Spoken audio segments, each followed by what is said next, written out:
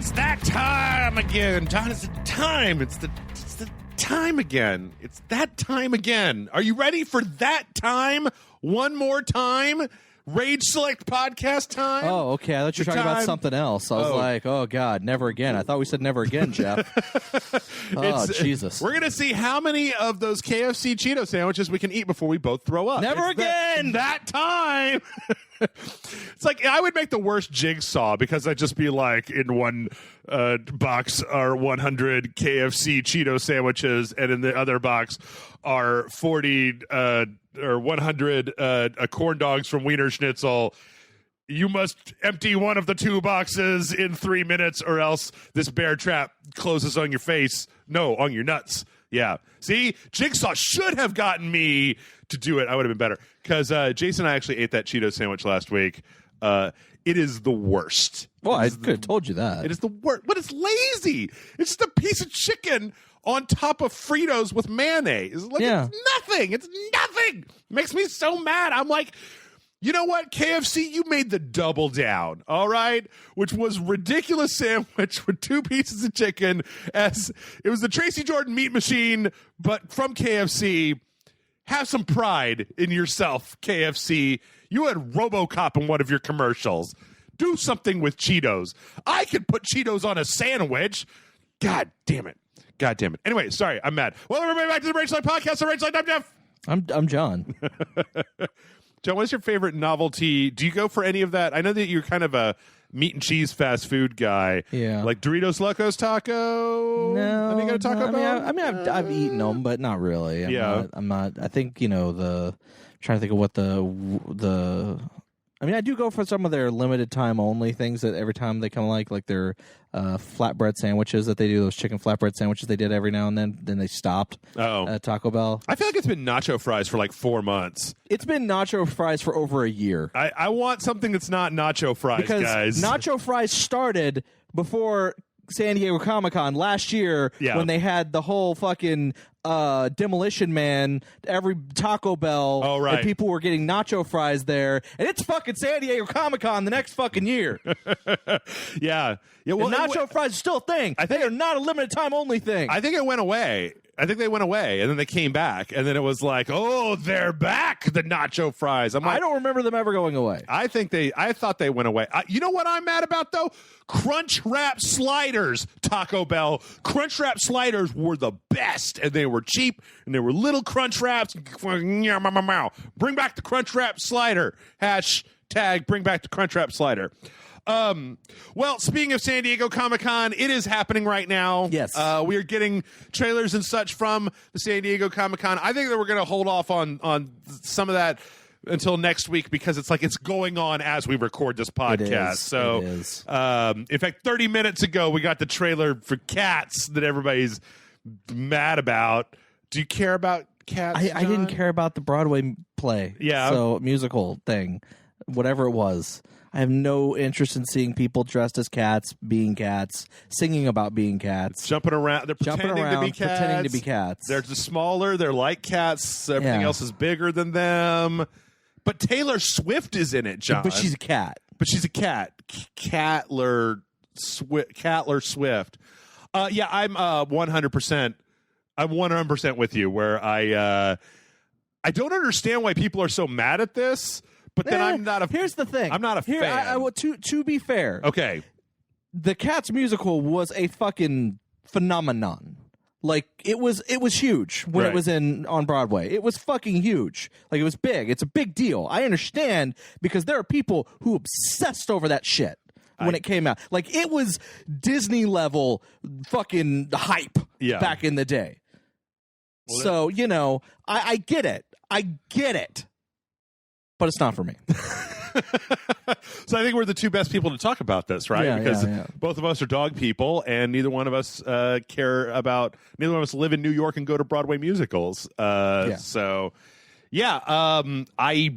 I don't know. There were other trailers that came out that I thought were way more interesting. I don't know. It's like everybody seems to think that they look weird, and I'm like, I don't know. It looks like Hollywood schlocky CGI. It looks like the cat fucking people. Cat costumes from the fucking play, except they're less costumey and more like they're cat people. Yeah. I don't know. Maybe you all in the comment section can explain to me why this is an atrocity on the level of this is a FEMA should come in and declare a national emergency because of this Cats trailer. I don't know. I was much more upset about the Doom Annihilation trailer. Well, that came out like earlier this week or last week or whatever. Yeah, I think it was kind of almost right after the last podcast. Yeah. Man, how? Okay, I have a question, John. How is it so hard to make Doom? It's an action movie where people on Mars are fighting demons. Hey, no, here's the thing. Okay. I will tell you exactly why it's so hard to make an action movie out of Doom. Okay. Because Doom is a very player-driven experience. Sure. There is very little story to Doom. Yes, the story is you are the Doom guy. Yeah. There are demons. You must kill all the demons.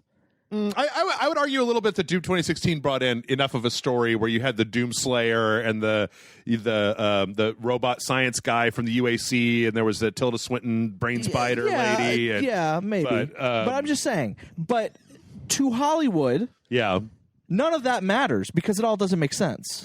It makes people like that doesn't make any sense. We just let's put it on Mars. There's going to be demons. Right. We'll keep that because they got pissed off when they weren't demons the last time. Right. There was a Doom movie, and there were demons last time, weren't they? No, they were not demons. They were like mutated people. Oh. Oh my They were God. people Okay. that were like it was a virus mutation kind of thing. Sure. Okay. And they're like, well, let's just and then let's not give them a budget because no one will actually pay to see this movie. Yeah. The one thing that like just doesn't seem to work for me here is the people that are doing the fighting. I feel like they need like big fuck off armor, right? That they need like it doesn't have to be the Doom guy armor, but it should be. They all just like SWAT guys, space SWAT guys, and gals, and like they all just seem too small. And they, even in this trailer, there's like one. They're like zombies. There's like one zombie, I guess, like in the entire thing. I don't know. It looks like dick. It just looks garbage. Yeah. I don't know. What did you see from the Comic-Con trailers that you liked? Well, Jay and Silent Bob rebooted. Looked fun. I didn't actually watch that one. Yeah, I mean, it's literally the same plot as the first Jay and Silent Bob Strike Back movie. Oh. It's the exact same plot. Oh, Kevin Smith. Which that's the joke is that it's the same plot. Uh-huh. That one I thought was a lot of fun. Okay. I didn't watch it. All I know is that, I mean, I guess of so Kevin basically Smith's movies, the storyline for it is that Hollywood has decided to reboot the Jay and Silent Bob, the Blunt Man and Chronic movie franchise in the in the movie universe, in the Ask universe. Okay. However, they're changing. The Chronic is now a female, played by Melissa Benoist, who is the current Supergirl in the Supergirl TV series. Okay. And Blunt Man is played by Val Kilmer. Okay. And it's them basically going to try to stop this movie from being made because the first one sucked so much, and since the characters are based on them, it ruined their lives. So that's they're trying to stop the movie from being made, and it's a road trip, and in which there's references to all the previous View Askew films. Okay. Also, Jay has a daughter played by, funny enough, Kevin Smith's actual daughter. Well, he loves shoving his daughter into stuff. Hey, you know what? And her name is Millennium Falcon. At least it's not Yoga Hosers. Yeah. Like, I've been watching every Kevin, Tusk, Yoga Hosers. I feel like that's the dark days where Kevin Smith got his movie ideas from being high all the time. Right. And there was no actual love for the story that he's telling. Right. And I feel like he's kind of like, he still does, obviously he still gets blazing fucking high and does pot and all that stuff. That's fine. I don't care. But I feel like doing the Supergirl, like he's been directing like Supergirl and The Flash and directing like episodes of those shows. Yeah. And I think working on those shows reignited his love of actual filmmaking. Okay. And so now he actually cares to make stories that matter to him. I guess the question that really comes to mind is, has Kevin Smith ever made a truly good movie that isn't just a Jay and Silent Bob movie? Dogma Had Jay and Silent Bob in it. Yeah. I mean, like a non Jay and like a non-USQ universe movie? No. Yeah, because I don't think that. Also, I would argue Clerks 2 is a pretty good movie too, but that, again, I like Clerks 2 a lot. Yeah. I think Clerks 2 is great. Dogma and Clerks 2 are probably my two favorite movies. Yeah.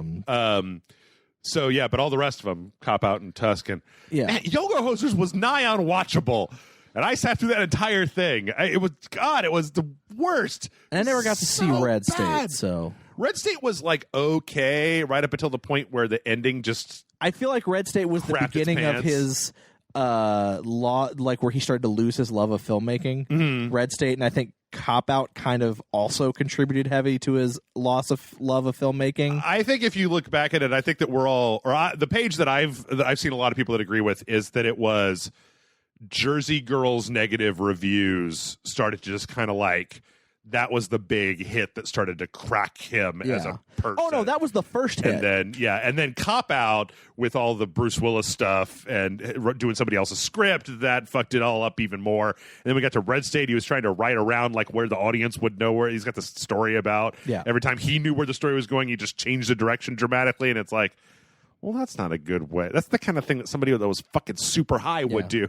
Yeah, well, again, and then I think it was that because it was right around that time that he also started like heavily smoking marijuana. And again, nothing wrong with that, but he kind of, if you actually listen to his podcast around that time, it got bad. Yeah. Like, and I think he even admits it now that he went a little bit too far with how much he got into smoking pot. I think so. And it kind of ruined his sensibilities, but whatever. This looks fun. I think this looks fun, and I actually am looking forward to this movie. I need to watch it with sound. But it seems fun. And they're also doing a roadshow thing where they're traveling to different towns with the movie, and then like you get to see the movie early before it actually gets released. Cool. And then you get a Q&A with Kevin Smith and Jason Mewes afterwards. I'm glad that he started taking better care of himself. Like he just. Well, I also think that's the other thing that changed is that he had that heart attack. And, he went, oh, I have a newfound lease on life. Oh, and I've rediscovered my love of filmmaking. Holy shit. Let me make a movie. And I know he wanted to make Clerks 3. He just couldn't get it off the ground. And then an idea came up to him for a Jay and Silent Bob rebooted thing. And that got greenlit, so he's like, "Fuck it, putting all my energy into this." Okay, fair enough. Well, I think we're going to save the rest for next week because we got to get on to the actual video game news. Hey, John, stop me if you've heard this one. There's a problem. Stop! No, sorry. There's a problem with Fallout 76. The hell you say? No, I'm serious. That smooth as silk, buttery launch that has had no problems whatsoever. Well, they finally hit their first stumbling block. Deuces, you say? I say completely and totally authentically with no sarcasm whatsoever. Nope. There was a new step. There was a new patch. This is the. What's it called? It's like the number 11, the 11th big patch to the game, which has apparently kind of borked a whole bunch of shit. One being that apparently you can kill legendary enemies all day long and never get any drops from them, never get any legendary drops from them. Apparently there's a whole bunch of bugs that have to do with getting out of power armor, where your character doesn't have a head anymore or is in various other broken states. And also, apparently, there are places on the map now where if you go to them, you'll just die instantly for no reason. Are you sure it's not a reason? Maybe it's that there's a story reason. Todd Howard is a genius. You just don't know. The fans haven't discovered it yet. That's right. Your head is not actually a bug. It's a feature. It's invisible. Yeah, so apparently all this shit happened when they put in the latest patch. I saw a bunch of Twitter replies. Some of them were really silly. Like there was one. This is off of a Polygon story. So okay, let's give them their fair due. They did an update, or they're going to do a hot fix to try to fix the loot drop tables on the legendaries, because like that's kind of the most important thing here, right? Your head disappears. All right, whatever. But like you can't get loot in a game that's about getting loot. Well, what the hell is the point? Yeah. Well, I said that right before I even ever played the game. What the hell is the point? But we're nearly here nor there. Yeah. So there's some quotes here on this Polygon article where somebody on Twitter was like, what a mess. Way to completely destroy the game. And it's like, well, is it? I mean, like, you guys who are still playing Fallout 76, you know what you're doing, right? You're playing Fallout 76. You're not playing like it's a broken concept that was poorly executed, and if you like it, that's cool. But like, did anybody make Fallout 76 their game of the year last year? Is anybody going to make Fallout 76 their like game of the year? Has it been? Did it get a Razzie? I don't know if that's that movies only. Never mind. Man, we need to start the video game Razzies. Well, no, but it would just be Steam. And it goes to Steam for all the garbage that's in Steam every day. I remember back when what was that X-Play on G4 had the Golden Mullet Awards. Yeah. Yeah, that was their version of the Razzies. It was based off of the Aquaman's Golden Mullet from the Aquaman game that was so terrible. Okay. So the Golden Mullet Awards. Okay, I see it. In any case, the end of this is kind of, well, what did you expect? I mean, I know a lot of people have actually, because of how badly this patch broke things, Yeah. a lot of people have been like, hey, Bethesda, we've been kind of saying this for a while, but this is kind of proof why.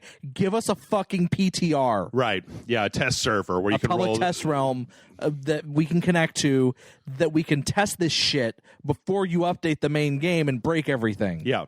I mean, because like, look, I'm going to say this with, and I would like to make it clear, no sarcasm whatsoever. Bethesda does not have a good track record with making their games in the Elder Scrolls and Fallout universe free of bugs. I mean, they're notoriously buggy games. Yeah. Like, all of them. Yeah. I mean, their whole community projects dedicated to just mods to fix the shit, right? Yeah. Like, Yeah, the games typically don't become good until Bethesda abandons the game, and then the Mod community, fixes everything. Yeah, so but I do take your point. Yeah, I'm glad you brought that up, because I wanted to bring it up as well. As like, it also seems weird to me that in something as like as tetchy as Fallout 76, I that feel you should like have anything a test that realm. has an online service that has patches that update things should have a test realm. Because I mean, like, I used to work for an MMO. I mean, I used to do testing for an MMO game, and it is nigh impossible to think of every dumb thing that a user can do in an MMO. So, you can do your best, right? You can spend the day with the new character model, spawning every piece of clothing in the entire game and putting all of them on to make sure they don't look stupid, and then moving on to the next class or the lady version of the class that you were dealing with, and try to make sure that you can do that. You could do things that generally speaking, tend to be a little bit breaky on the game. But in a lot of cases, I mean, like, John, the average QA department's what? I mean, like 20 people? Like, depending on the game, yeah. Like maybe more, maybe 30, but like there's no way to figure out all the dumb shit. Have you ever seen some of the bugs that happen in games where it's like, well, if you go over and you like run up against this corner of the map for 40 minutes, then you open up your inventory, and as you're closing it, you hold down A, G, and hit the space bar twice, you'll jump through the side of the world, and then you can make this dupe exploit happen and it's like, how the fuck how's a tester, one guy that's tasked with testing, a 30th of a game as big as an MMO or even Fallout 76, supposed to come up with every dumb thing that every person can make? So yes, there you go. Make a public test server, put it on there, let your customers break it for you, fix it, and then roll it out. The way that games have been done for years. So anyway, I want to know if anybody who listens to this podcast is still playing Fallout 76.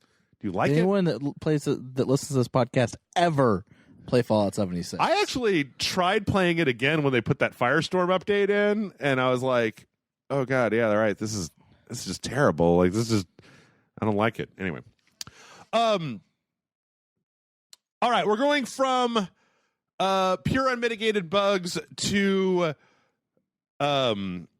exploits, John. Good segue. Because this week, or a few weeks back, or I'm not entirely sure when it came out, I'm very tired.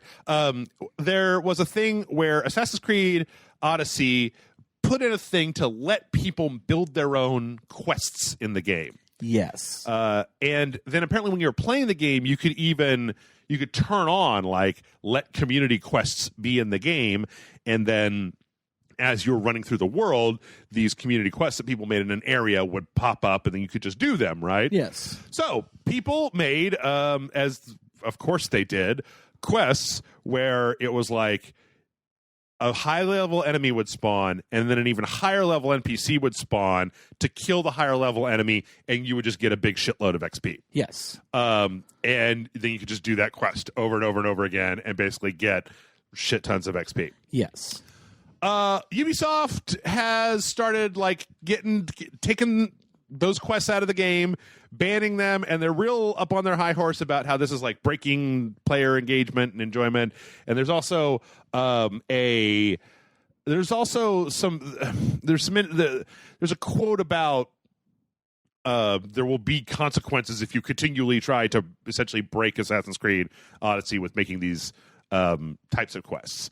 And on the one hand, I can kind of understand, like, they put that tool into the game in order to, like, make the game have even longer legs by letting people build their own quests, and then it's almost like, hey, look, you guys can all play each other's quests. It's like a Mario Maker level. Right, exactly. And then if that stuff is integrated directly into the game, great. Then it's like you're playing the game, you come across somebody's cool quest, et cetera, et cetera. The place where it gets a little sticky, though, is that Ubisoft pitched a fit about this, and they still sell XP boosters for Assassin's Creed Odyssey for real world money. Yeah. Also, it's also weird because they're not hacking the game to do this. No, they're just using the tools that Ubisoft gave them. Yeah, they're doing this thing that is circumventing their XP boosters that they have for sale and helping people get XP. And it's kind of like, Ubisoft, you kind of have yourself to blame for that one, because you made the tools. You didn't say, hey, we made these tools, but don't do this. Right. You made the tools and said, hey, have fun. And then fans went, well, I think power leveling's fun, especially when I don't have to do anything to do it. So let's just fucking use the tools that were given to me. It brings up a really interesting question, which is like, let's say that you made a quest that was not that. Let's say that you made a quest that was pretty easy. You still had to do something in it, right? But it was relatively easy, and then gave you a big chunk of XP when you got done with it. Well, is that circumventing the system, right? Is that like hacking? Like what point? Like, I understand spawn enemy, spawn NPC kills enemy, I get XP, rinse and repeat, right? But if I make a quest that's just an easy quest to do, but what the amount of XP that you get back from it is relatively large, well, is that an exploit? Or none of this is an exploit. All this is using the tools the way that God intended to use the tools, right? Like anytime that you give people the ability to edit stuff, like in Mario Maker or Little Big Planet or whatever, they will make levels that are like, they will make levels that have dicks in them. No, they'll make levels to be like, this is the level to get you the gold trophy for like kill 5,000 enemies, because it's a level that the whole point of it is that the level kills 5,000 enemies so you can get the trophy. Hell, Hitman has that create a contract mode, and there's a lot of challenges that come up in Hitman where it's like, oh, kill this guy with this costume in this way, and if you just go into the contract mode and create that contract and make it super, super easy, then you could totally do it that way. Like, if you give people the ability to do this stuff, that's what they're going to do. If you don't want them to do that, don't give them the ability to do it. Right. Or you're going to have to curate what goes into the game. Yeah. You're going to have somebody that looks at these quests and says, this one's cool, this one's not, this one's cool, this one's not, right? I don't understand how this is such a... What, you didn't see this coming, Ubisoft? Come on. Like, I just don't understand. Like, the level of myopia here is pretty severe. Also, if people want to break your game, let them break your game. Like, we've had cheat codes and exploits and like ways to power level for years. Yep. I mean, the only reason that this seems to be a thing is because suddenly you can get a lot of XP without buying the Ubisoft XP booster for real world money off their store. Yeah. I mean, that seems to be the only reason why a company would get this bent out of shape over using the legitimate tools that they gave you for a thing. Yeah. So, boo. Using your tools that you gave them. Yeah, think before you open your fucking mouth, Ubisoft. God damn. Speaking of people's levels getting taken off the internet and making stuff, Super Mario Maker 2 is a game. Yeah. We were just talking about it. Yes. Now, apparently last week, there is a Twitch streamer that goes by the name of Grand Pooh Bear, P-O-O Bear, who does a lot of Mario Maker stuff. Yes. Right? Like runs levels, makes levels, etc. Yeah, they're usually pretty good. And so last week, one of his levels, so everybody knows that there's like, it's like regular human people Mario levels. And then there are like those shitty, hard, not shitty.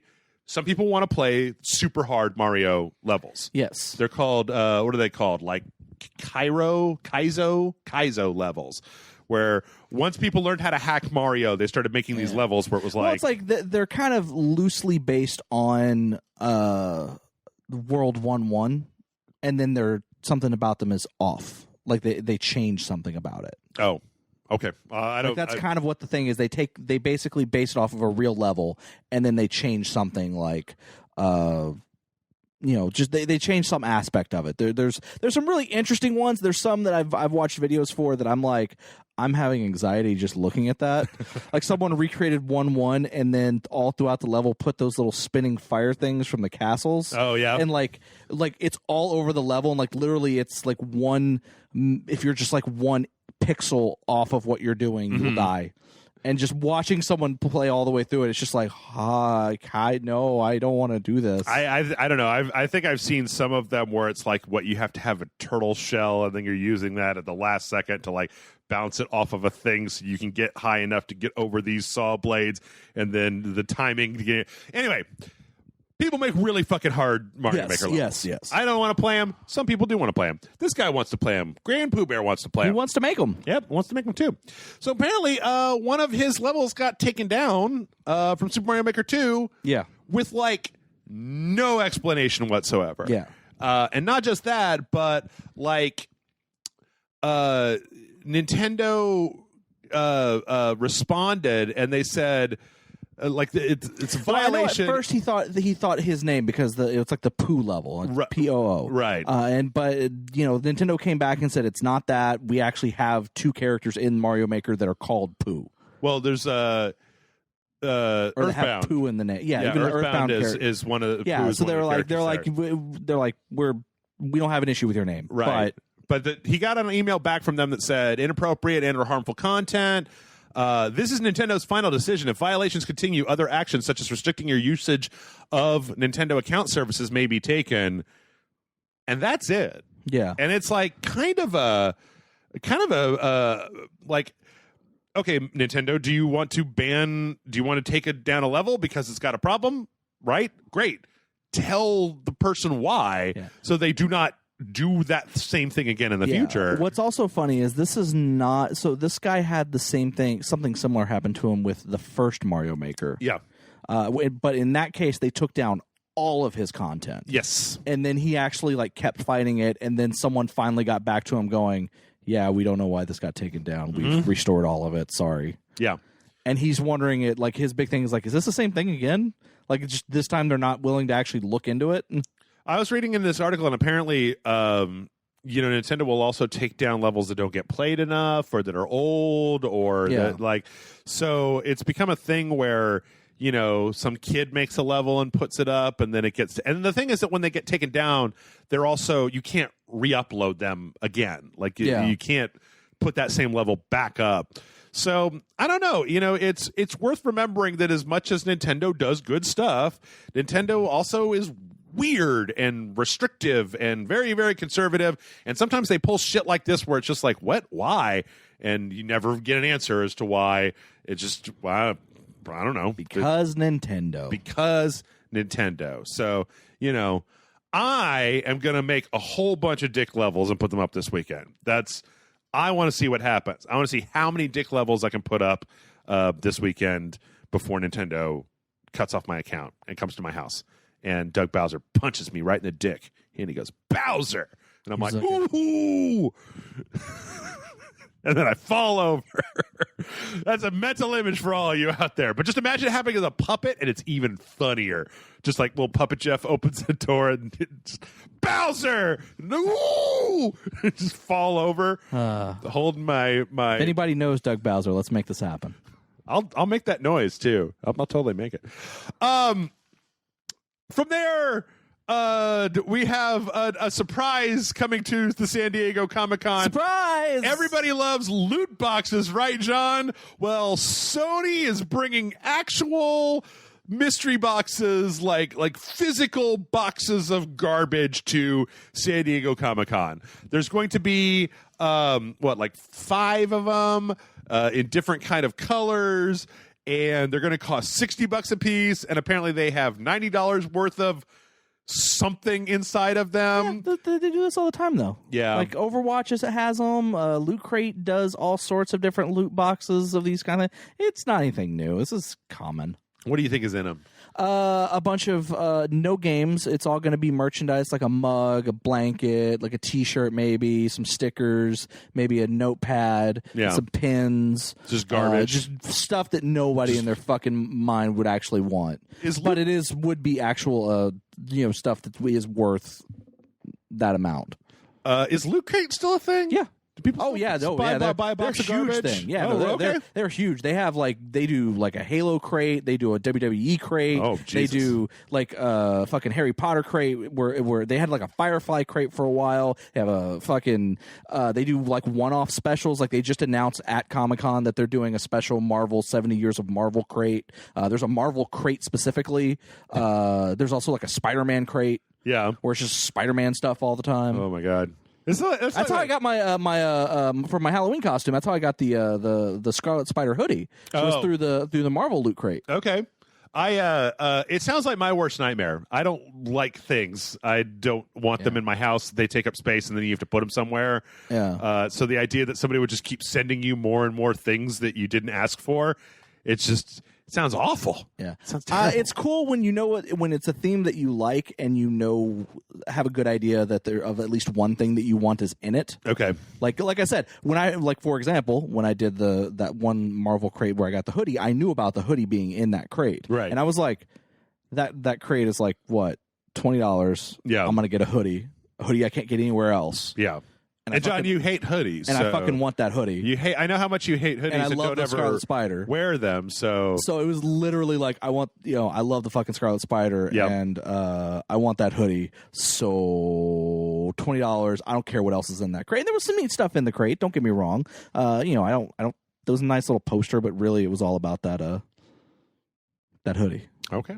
I want it to just be keychains. $90. Sometimes it's that too. No, just keychains. $90 worth of keychains in one box. Yeah, I'm willing to bet that like one box probably has like a Kratos action figure, or basically just like keychains, little blind boxes of characters from Sony products. Probably a PS1 classic. Every one of them has a PS1 classic in it. Right. Because they can't give those motherfuckers away. Because they're down now to $20. Yeah. I still need to buy one at some point. Are they down to $20? Yeah. Oh, wow. Best Buy sells them for $20 right now. Hey, everybody, I'm just going to let you know right now, eminently hackable, the PlayStation Classic. There is a complete and total how-to. You don't need that much at all to hack it. You could at least just put whatever PSX ROMs on it. So if you want the non-PAL or you do want the PAL. I don't forget which one it is. It's a PAL version. They're like all PAL versions, which is weird. Or yeah, because the PAL version is lower frame rate than the NTSC version. So if you want to like erase the whole thing and then put NTSC versions of everything you want on there, you put on Vib Ribbon and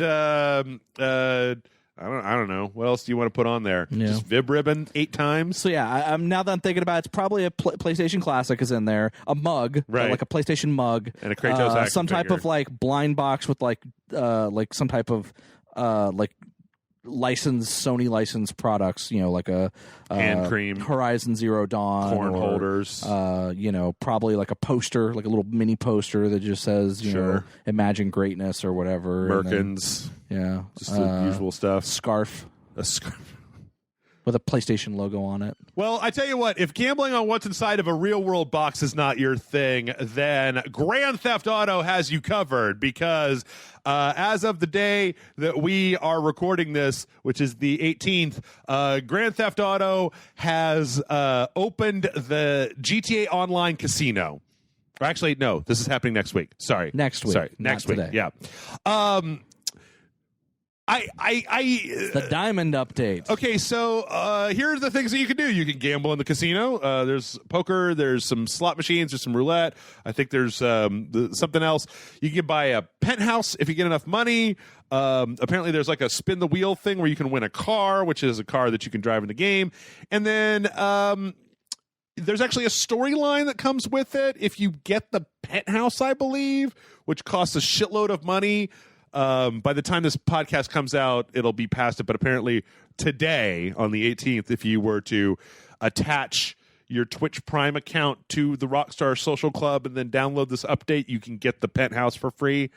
The thing that seems weird to me is that, like, I would assume there's some type of heist story involved. Maybe they made a really slick trailer for it, which is weird because I feel like all the Red Dead trailers have been kind of like meh.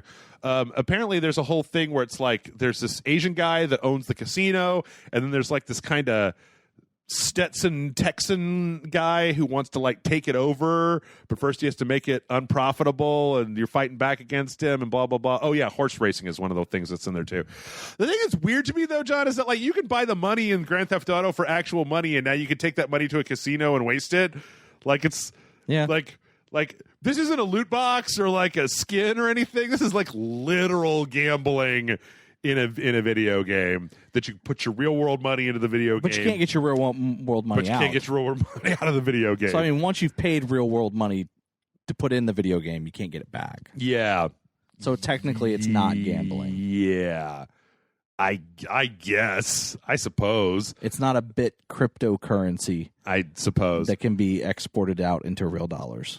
This trailer is actually pretty slick. Yeah, no, it is. And they play I didn't actually have you watch this one because I forgot it was in here, but they play that song "Party All the Time" in the background. It's pretty good.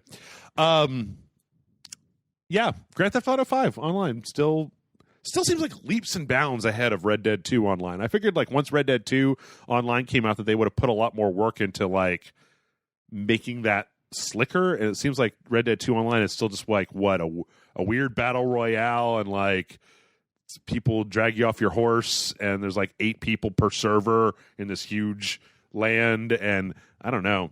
Like if I was going to play one of them, I play this one, not that one. Maybe. So, let's see. From there, let's continue the online shenanigans and talk a little bit about Overwatch.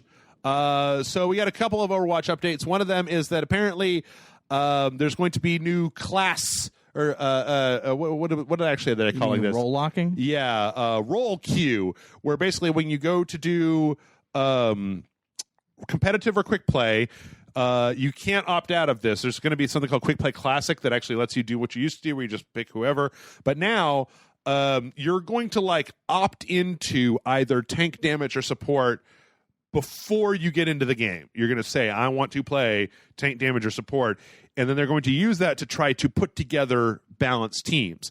And they're going to incentivize this by actually making, like in this screenshot, you can see that the support side, if you play that, you get a loot box, right? So it'll be, if there's one of these that is not very well served, then they will actually be offering loot boxes if you play as whatever that role is for the thing, which Nice. is pretty cool. You know, as somebody who plays, I mean, I just like playing everybody in Overwatch, so it's like I don't have a big preference.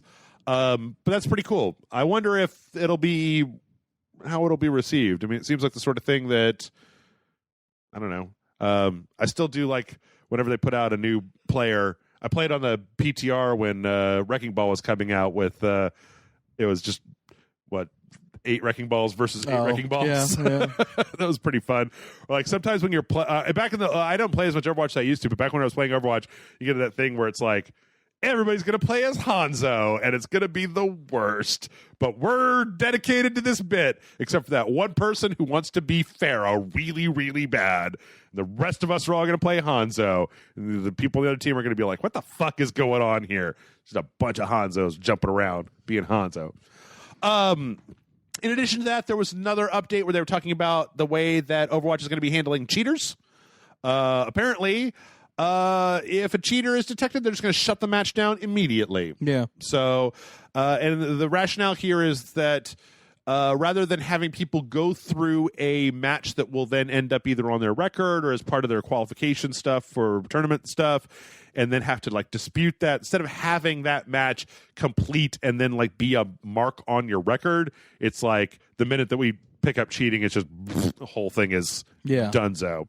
As a console player, I don't really feel like I see that much cheating in Overwatch. I don't know if it's more rampant than PC. Probably. When was the last time you played Overwatch, John? It's like a year ago? 2 years probably. ago? Yeah. Probably a year ago, less than a year, maybe. Actually, it was right when Ash came out. Okay. So you haven't played since Baptiste? Yeah, I haven't played at all since Baptiste got released. And then the last one was the Archives, where they had the Archives mission. Oh, yeah. No, I didn't play that at all. Yeah. Yeah. So it's kind of similar. And in addition, oh man, I'm sorry, I put all this together to just be like super smooth, and I was like,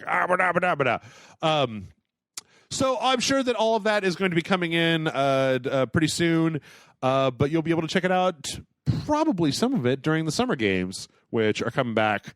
So Lucio Ball's coming back, and then as always, in addition, it looks like it's just a bunch of new costumes and emotes and windscreens and sprays and stickers and all that stuff. Which one of the Overwatch events do you think is your favorite? I don't know. Yeah, Halloween. Yeah, Christmas is pretty good. Yeah, Halloween's probably because I like all the costumes for Halloween. Yeah. Yeah, so if you're looking for a reason to get back in Overwatch, boom, there it is. Maybe you're online and you don't want to play Overwatch. Maybe you want to play, maybe you're more about that Splatoon. Oh. Well, you should probably get it now because the final Splatfest for Splatoon 2 has started. Oh, no. Apparently, this is the last big community-wide event for Splatoon 2. The one for Splatoon 1 ended with picking who was the favorite of the two hosts. Yeah. And then that led into like the story mode for Splatoon 2. But apparently that is started now. I'm pretty sure that, I mean, you'll still be able to play Splatoon 2 once it's done. They just won't have the same. Yes, it just won't have the community events thing. Yeah. The other part of this story that came out is apparently Splatoon 2 or Splatoon 3 is not even like a twinkle in the developer's eye yet. Like they're not working on Splatoon 3 yet. So at the moment it seems like, but you know what? They added so much to Splatoon 2. Like Splatoon 2, between the Octo updates and like all of the different like new weapons and stuff. I feel like Splatoon 2, like if you're a fan of Splatoon, you were well served by the $60 that you spent for Splatoon 2. So and didn't you have to pay for the Octo update or whatever, or the? I believe so. Yeah, I believe so, because that was like single player DLC. I didn't care for that. I think we played it. I don't know if that video ever made it up. I don't know. I played it with Amanda, but I can't remember. It was one of those things where we're just like, Jesus Christ, this is terrible. Well, I mean, it's like bot matches and weird obstacle courses and like, eh. Anyway, maybe Splatoon, maybe Overwatch isn't your thing. Maybe Splatoon isn't your thing. Maybe PUBG, maybe Battle Royale. That's your thing, John. No, I know. No, I only play games with stories.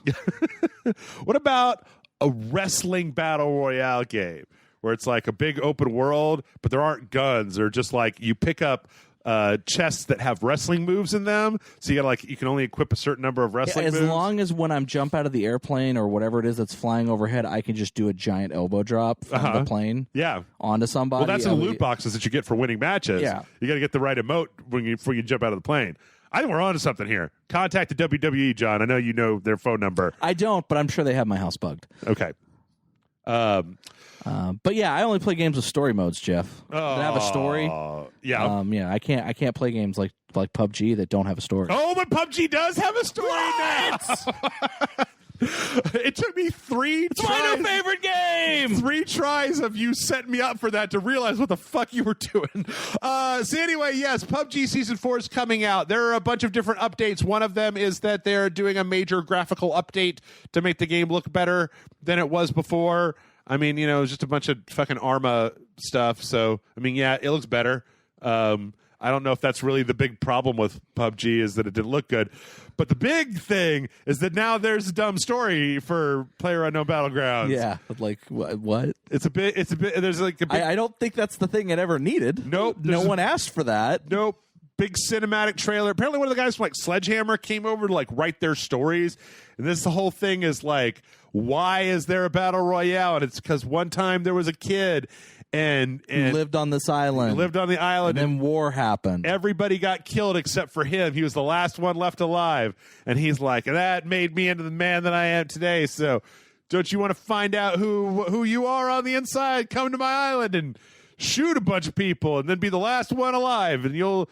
That's the thing. It's but the problem that I have with this, John, is that in this trailer, the kid survives by hiding in a closet.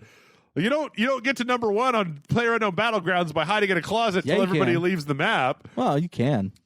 I've seen it done. What about the big ring? I know it's there's people who've legitimately won matches without ever firing a bullet. Yeah. I don't know. Again, let's take it back to where you were. Was this the thing? Was this really why Fortnite was kicking your ass, PlayerUnknown Battlegrounds? Was because of the story, or is it the fact that your game costs $40 and that Fortnite is free, and that Fortnite you can fun and funny and looks good, appeals to children, as opposed to this weird Soviet murder story about the guy that made the island with all the people killing each other. Turned his home island into a murder island. And apparently he likes to watch PlayerUnknown Battlegrounds from his office. His weird... I was trying to say, are they trying to say that he's PlayerUnknown and this is his Battlegrounds? I don't believe. And that the people... He does say though this is my battleground at the end, but I don't think he ever refers to, because PlayerUnknown. I mean, obviously he doesn't refer to himself as PlayerUnknown, but yeah. I don't know, man. This just doesn't seem like the thing that you needed PUBG. I don't know. What would make you play PUBG? Is it that wrestling thing that I was talking about? No. I have no desire to play battle. I mean, I played them. I played PUBG. I played PUBG with you back when we did Super Awesome Video Game Show. Yeah. I played. It's not my type of game. I don't like Fortnite. I don't like. But John, wait, hold on. What if it was Battle Royale, except with cheese? That it was in the Ghost Recon Wildlands universe. No. No, come on. I don't even like Ghost Recon Wildlands. Anyway, Ghost Recon Wildlands is getting a weird Battle Royale mode. 8 players, PvPvE.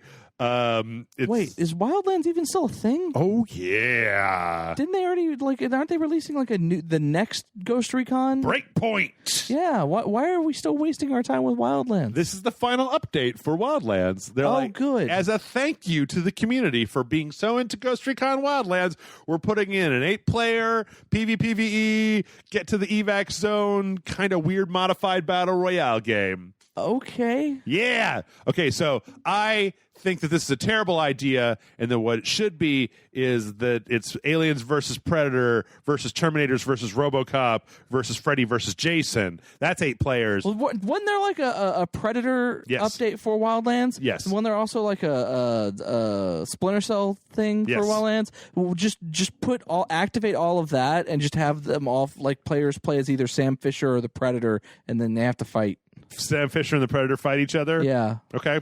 I'm down with it. I'm cool with that. Sounds better than this. I mean, yeah. So it's an update. It's whatever. Go play it. I don't know. I'm not your parents. Like, I don't like. I'm with John. I don't really like Ghost Recon Wildlands. You play what you like. I don't think they're bad games. They're just not for me. Okay. Well, what about the Division 2, John? I really don't like Tom Clancy. Can I just... I feel like I should have just excused you for the 10 minutes when we started down this road. The Ubisoft block. So apparently there's a weird thing where somebody on Twitter was like, hey, what would you guys think about making a Division 2 game that was like a single-player game where you had like a single-player objective and you were trying to get like from Brooklyn to D.C. in the interim between Division 1 and Division 2. And everybody was like, that sounds great. But it was also from that guy that did all that trolling about the Splinter Cell stuff, that Julian Garrity guy. Yeah. But I hate this, that it's like this news story on Game Informer is literally called The Division 2 fans asked if they want a story-driven offshoot. Like, so you admit that the Division 2 has no story and it's a bunch of bullshit. That's what you admit. Yeah, why would you need a single-player offshoot with a story if Division 2 is totally cool to play it by yourself? You can totally play it by yourself. It's totally got a story. Here's the thing.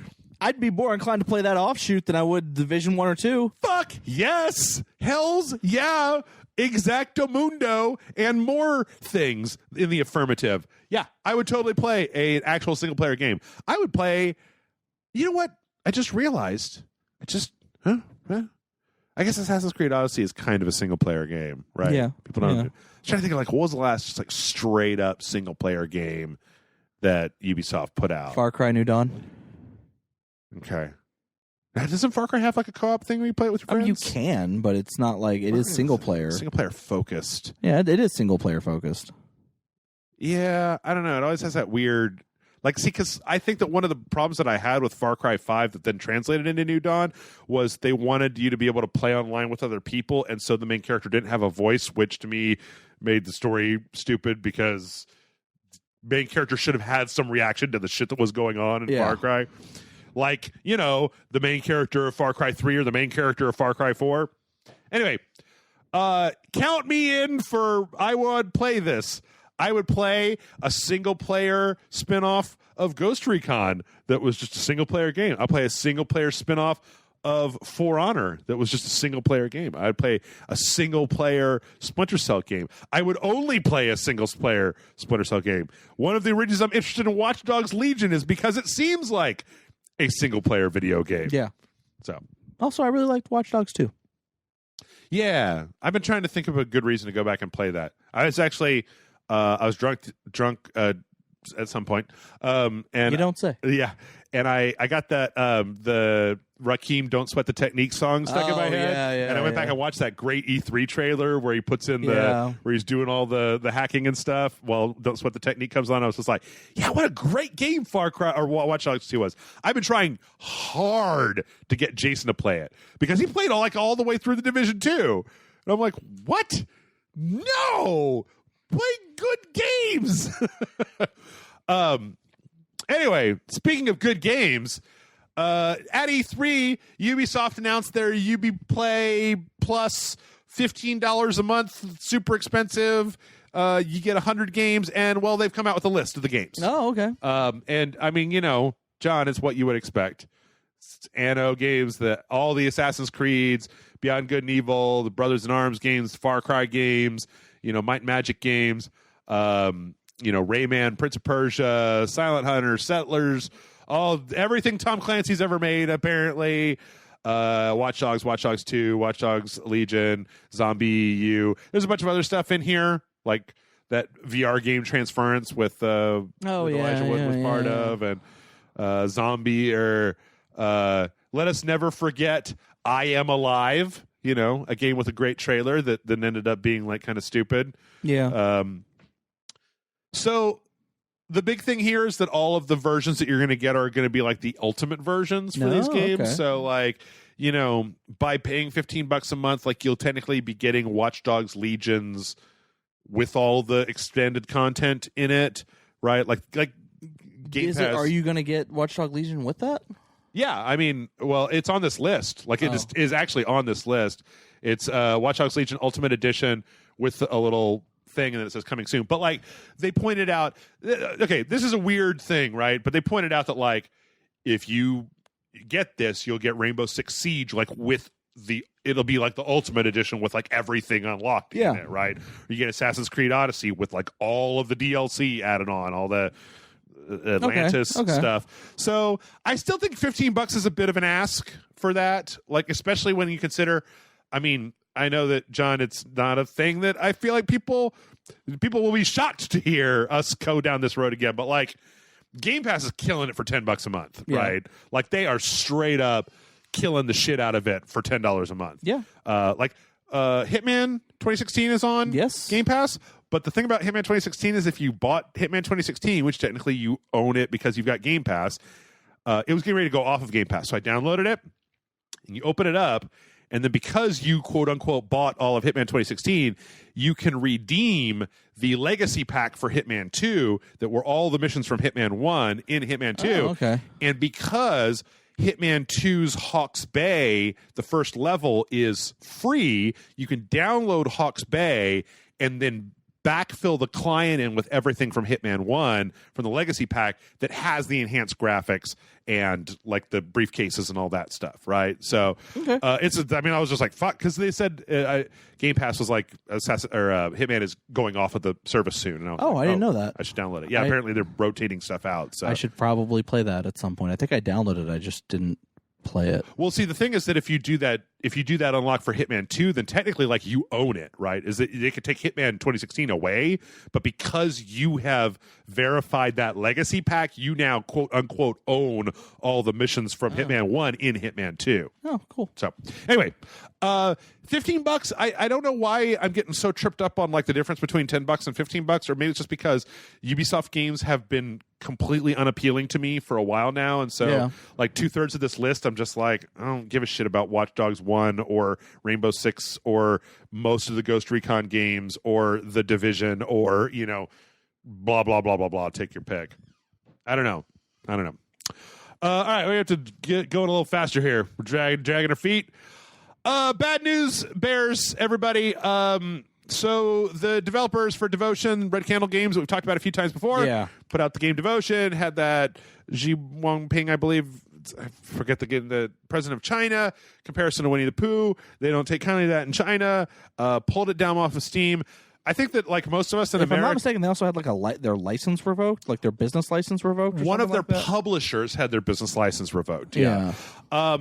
I wanted to briefly, even though we're kind of low on time, I want to hang out here for a second, John, because I wanted to make I wanted to just sit here real fast.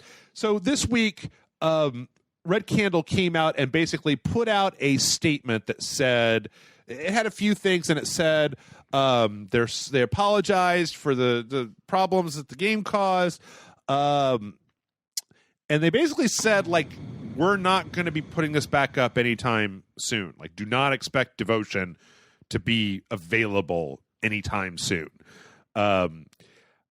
So I wanted to say briefly, and I don't want to wander too far into the political, John, but you know, the internet has this whole bugaboo about free speech, right? Yeah. About, like, what do you mean you can't see Katana's tits are too small, or, like, don't tell me what I can't say, or, like, don't tell.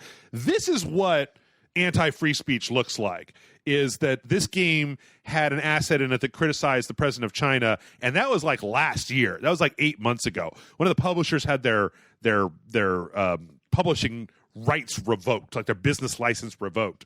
And, like, I have a feeling that Red Candle is basically having to just, like, grovel right now to do anything, because like you know, in America something bad happens and you're just like, well, President Trump doesn't like it when blah blah blah blah blah happens, right? But, like, in China, the shit is severe.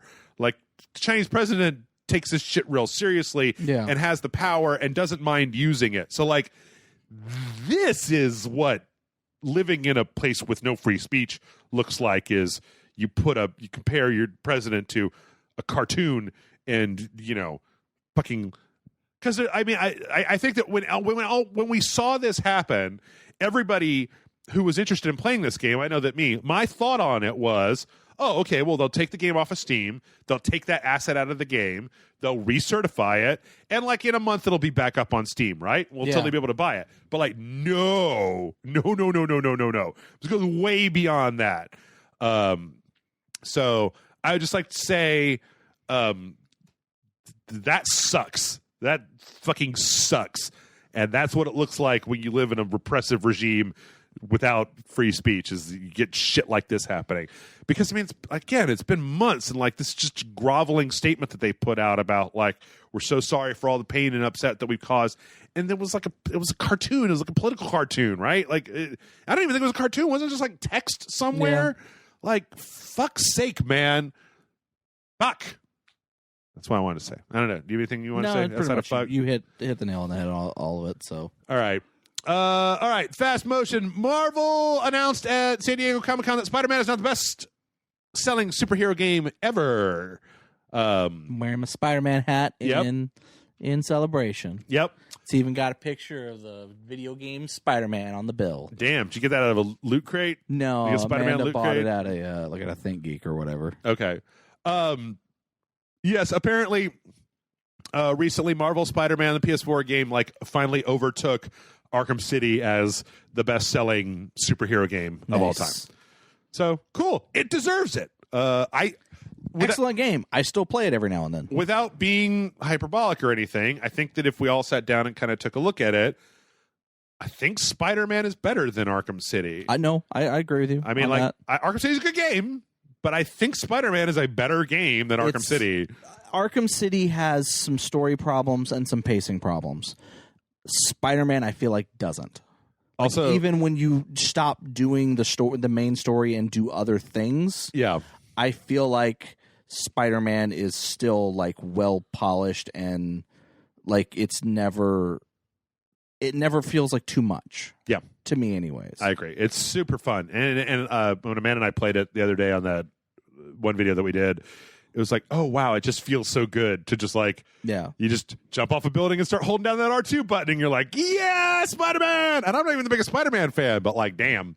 Of course, it's also worth noting that in the 1 through 10 here is Spider-Man, Arkham City, Arkham Knight, and then Lego Batman, Lego Marvel Superheroes, Spider-Man the movie 2, Injustice, Arkham Asylum is number 9, and Injustice 2 is number 10.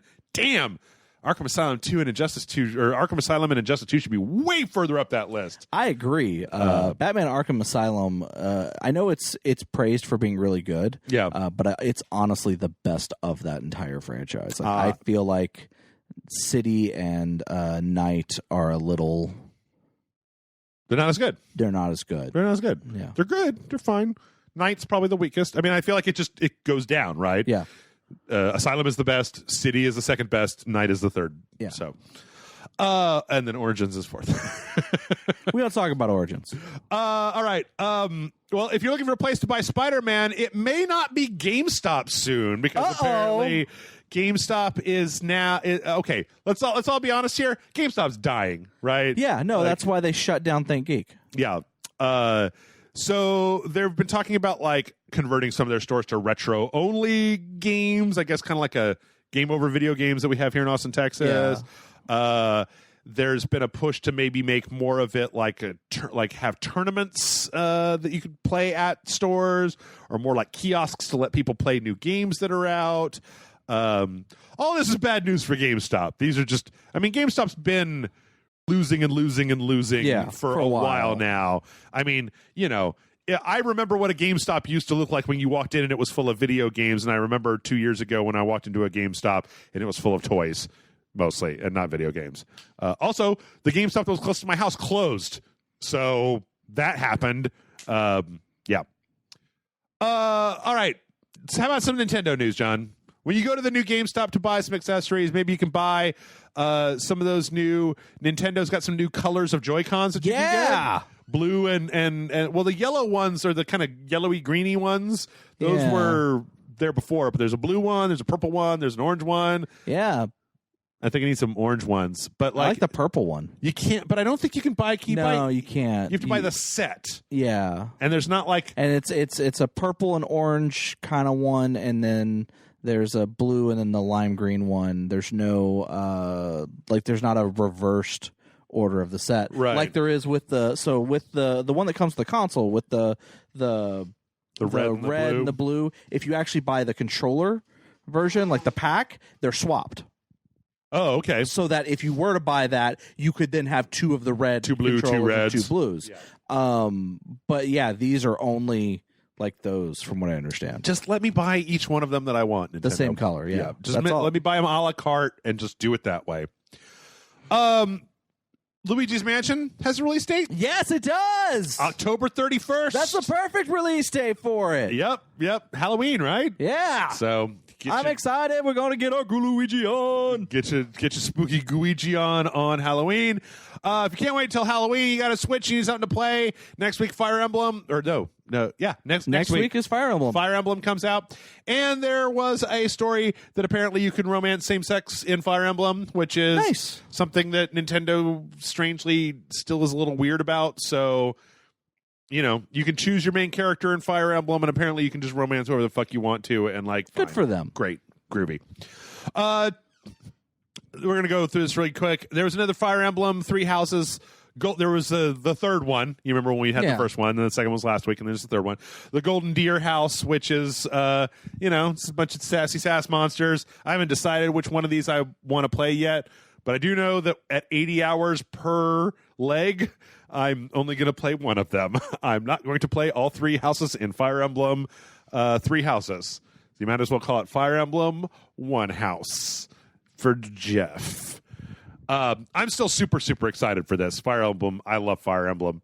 I also love Gundam.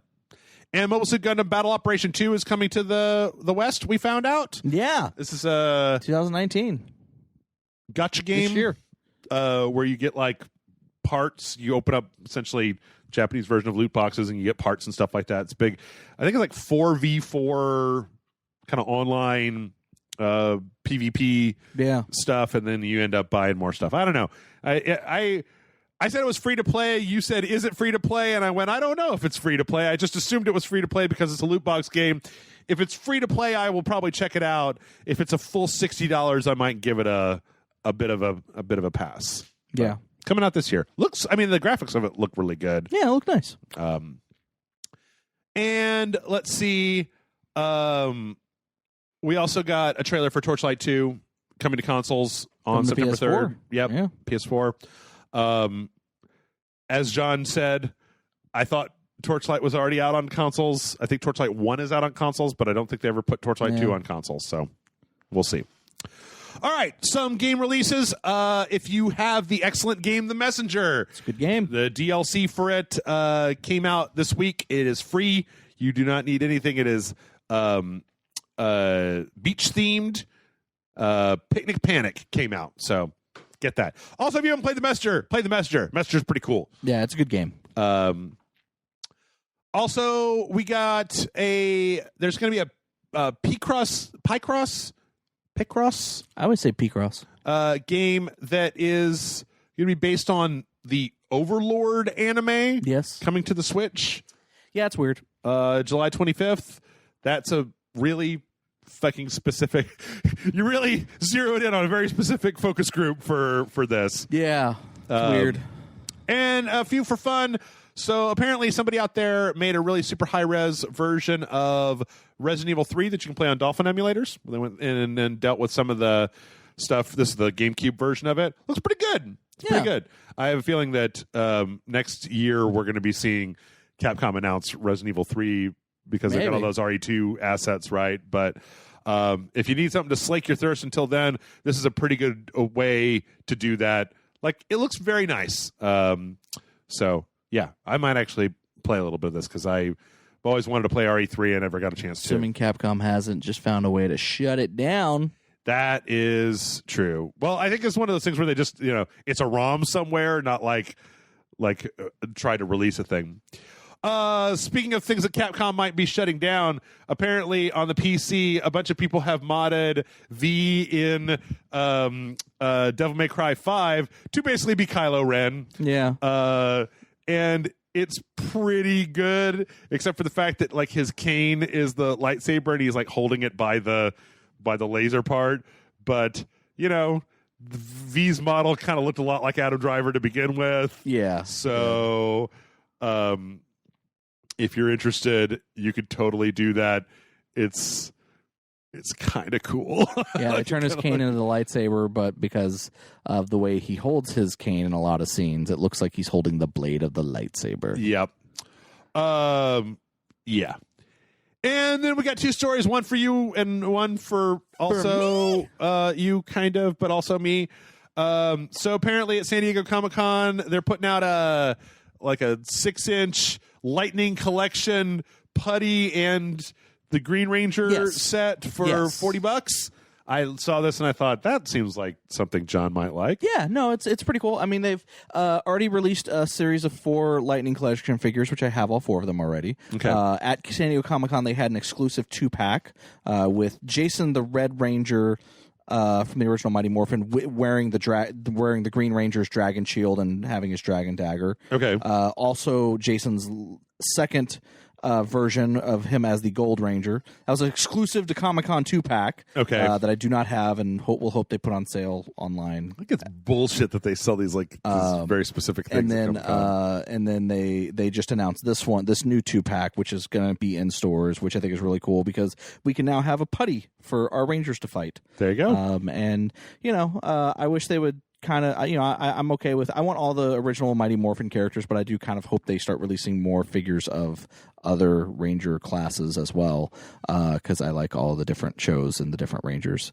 That's what I kind of liked about the first wave. Is the first wave only had like the White Ranger from Mighty Morphin, and then had like 3 Rangers from 3 other Power Ranger franchises. Okay. So I think that's cool. There's probably going to be more announced. There's rumors that before the end of the Comic-Con, there will be actually a full wave, the next full like single wave of the Lightning Collection will be announced. Okay. I know that they also have a Walgreens exclusive Lightning Collection figure of the Black Ranger wearing the Green Ranger's dragon shield and holding the dragon dagger as well. Cool. Which was from an episode where he gave it to the Black Ranger. So, all of this probably means nothing to you, and I probably would surprise you with how much I know about all of this. No, you didn't surprise me, but you are correct that it means nothing to me. But I'll tell you what does mean something to me. It's this big-ass fuck-off Unicron. Holy shit. Oh, I want this Unicron that transforms. Do you have $559? No. Well, $574. $574. Sorry. $99. Yeah. So for anyone who doesn't know, Hasbro has their HasLabs thing, which I think the previous thing they did was Jabba's sail barge playset that you could buy. And now you can do this thing where it's essentially kind of like Kickstarter for gigantic fucking toys. Yeah. So they have released a Unicron figure in the past. Yes. For Transformers Armada, which I own that. It's big, but it's not very this big. This is like a Unicron that's almost in scale with your regular Transformers. Yeah, or at least there's a picture here of with an Optimus Prime where it's obvious that the thing is fucking huge. It's really big. I've actually seen pictures of it from Comic-Con because they also have it on display at Comic-Con and people standing next to it. It's the size of a small child. Yeah. If I had $500 and whatever dollars, if I had $600 to just throw away. Yes. Yeah, I'd probably buy this because if I had that kind of fuck you money, why wouldn't I? Of course. But I don't have that kind of fuck you money. Of course you don't. So I can't buy this. That's a little condescending. I mean, like I would assume that you don't have. If I did have money. this kind of fuck you money, it would go to something else, like a trip to Disney, so that I could go to Galaxy's Edge. and build a droid and buy a lightsaber. You really want to go to that place? We're going in October.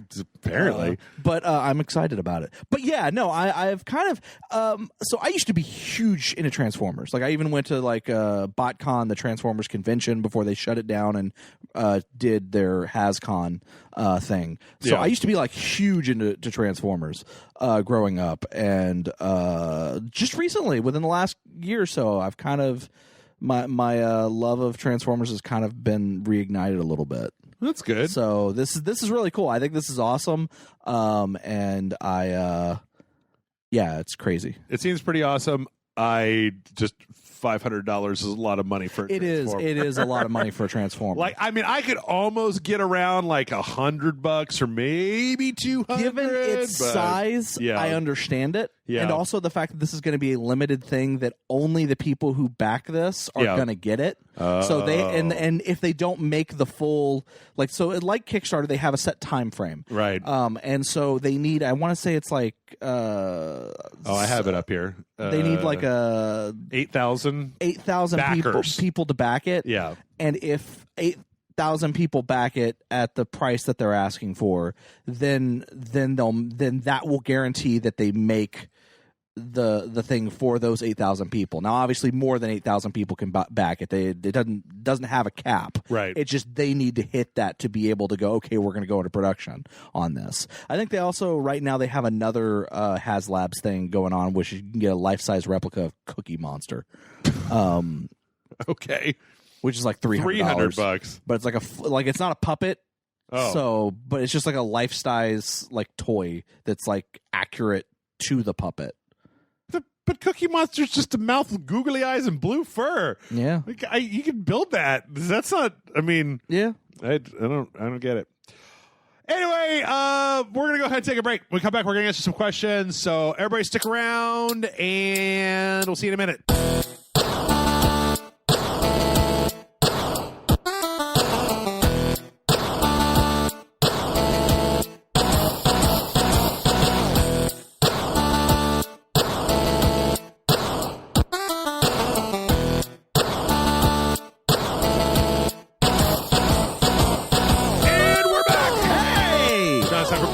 Okay. It's question time, John. I'm ready for questions. Okay, we got a lot of like short questions this week, but I feel like they're questions that could spin off in any direction. It's okay. Like, what are those little things that when you were a kid where it was like a little top, it was like a top that had like a light inside of it and like it made a bunch of noise and you like put it into like a big plastic rectangle and then kind of put the button on the back. Is that a Beyblade? I don't know. That's when your girlfriend pulls a knife on you. That's a Beyblade, right? No. That's a butterfly knife. That was the worst joke ever. Yeah, that was the worst joke of all time. MailRaceLike.com is the email address. Save me from having to make bad jokes by sending your questions in. And our first question this week comes in from no signature. I'm going to call you Macintosh. Macintosh says, hello, Jeff and John. I'm looking forward to playing Watch Dogs Legion because I love the gameplay ideas that it presents, but more often than not, when a game is ambitious, it turns out to be not as deep as it was advertised, or the marketing flat out lies about the game. This happened with the first Watch Dogs. My question is, what are the warning signs to look out for if a game seems too good to be true? Developed by Peter Molyneux?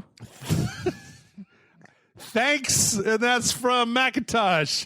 God damn, man, you gotta let me finish this question before you just jump right into the easy answer. Yes, we'll never trust Peter Molyneux, obviously. Here's the thing, I love all of his games, but they never deliver on what they promise. No. But what they end up delivering on is actually usually really good. Yeah.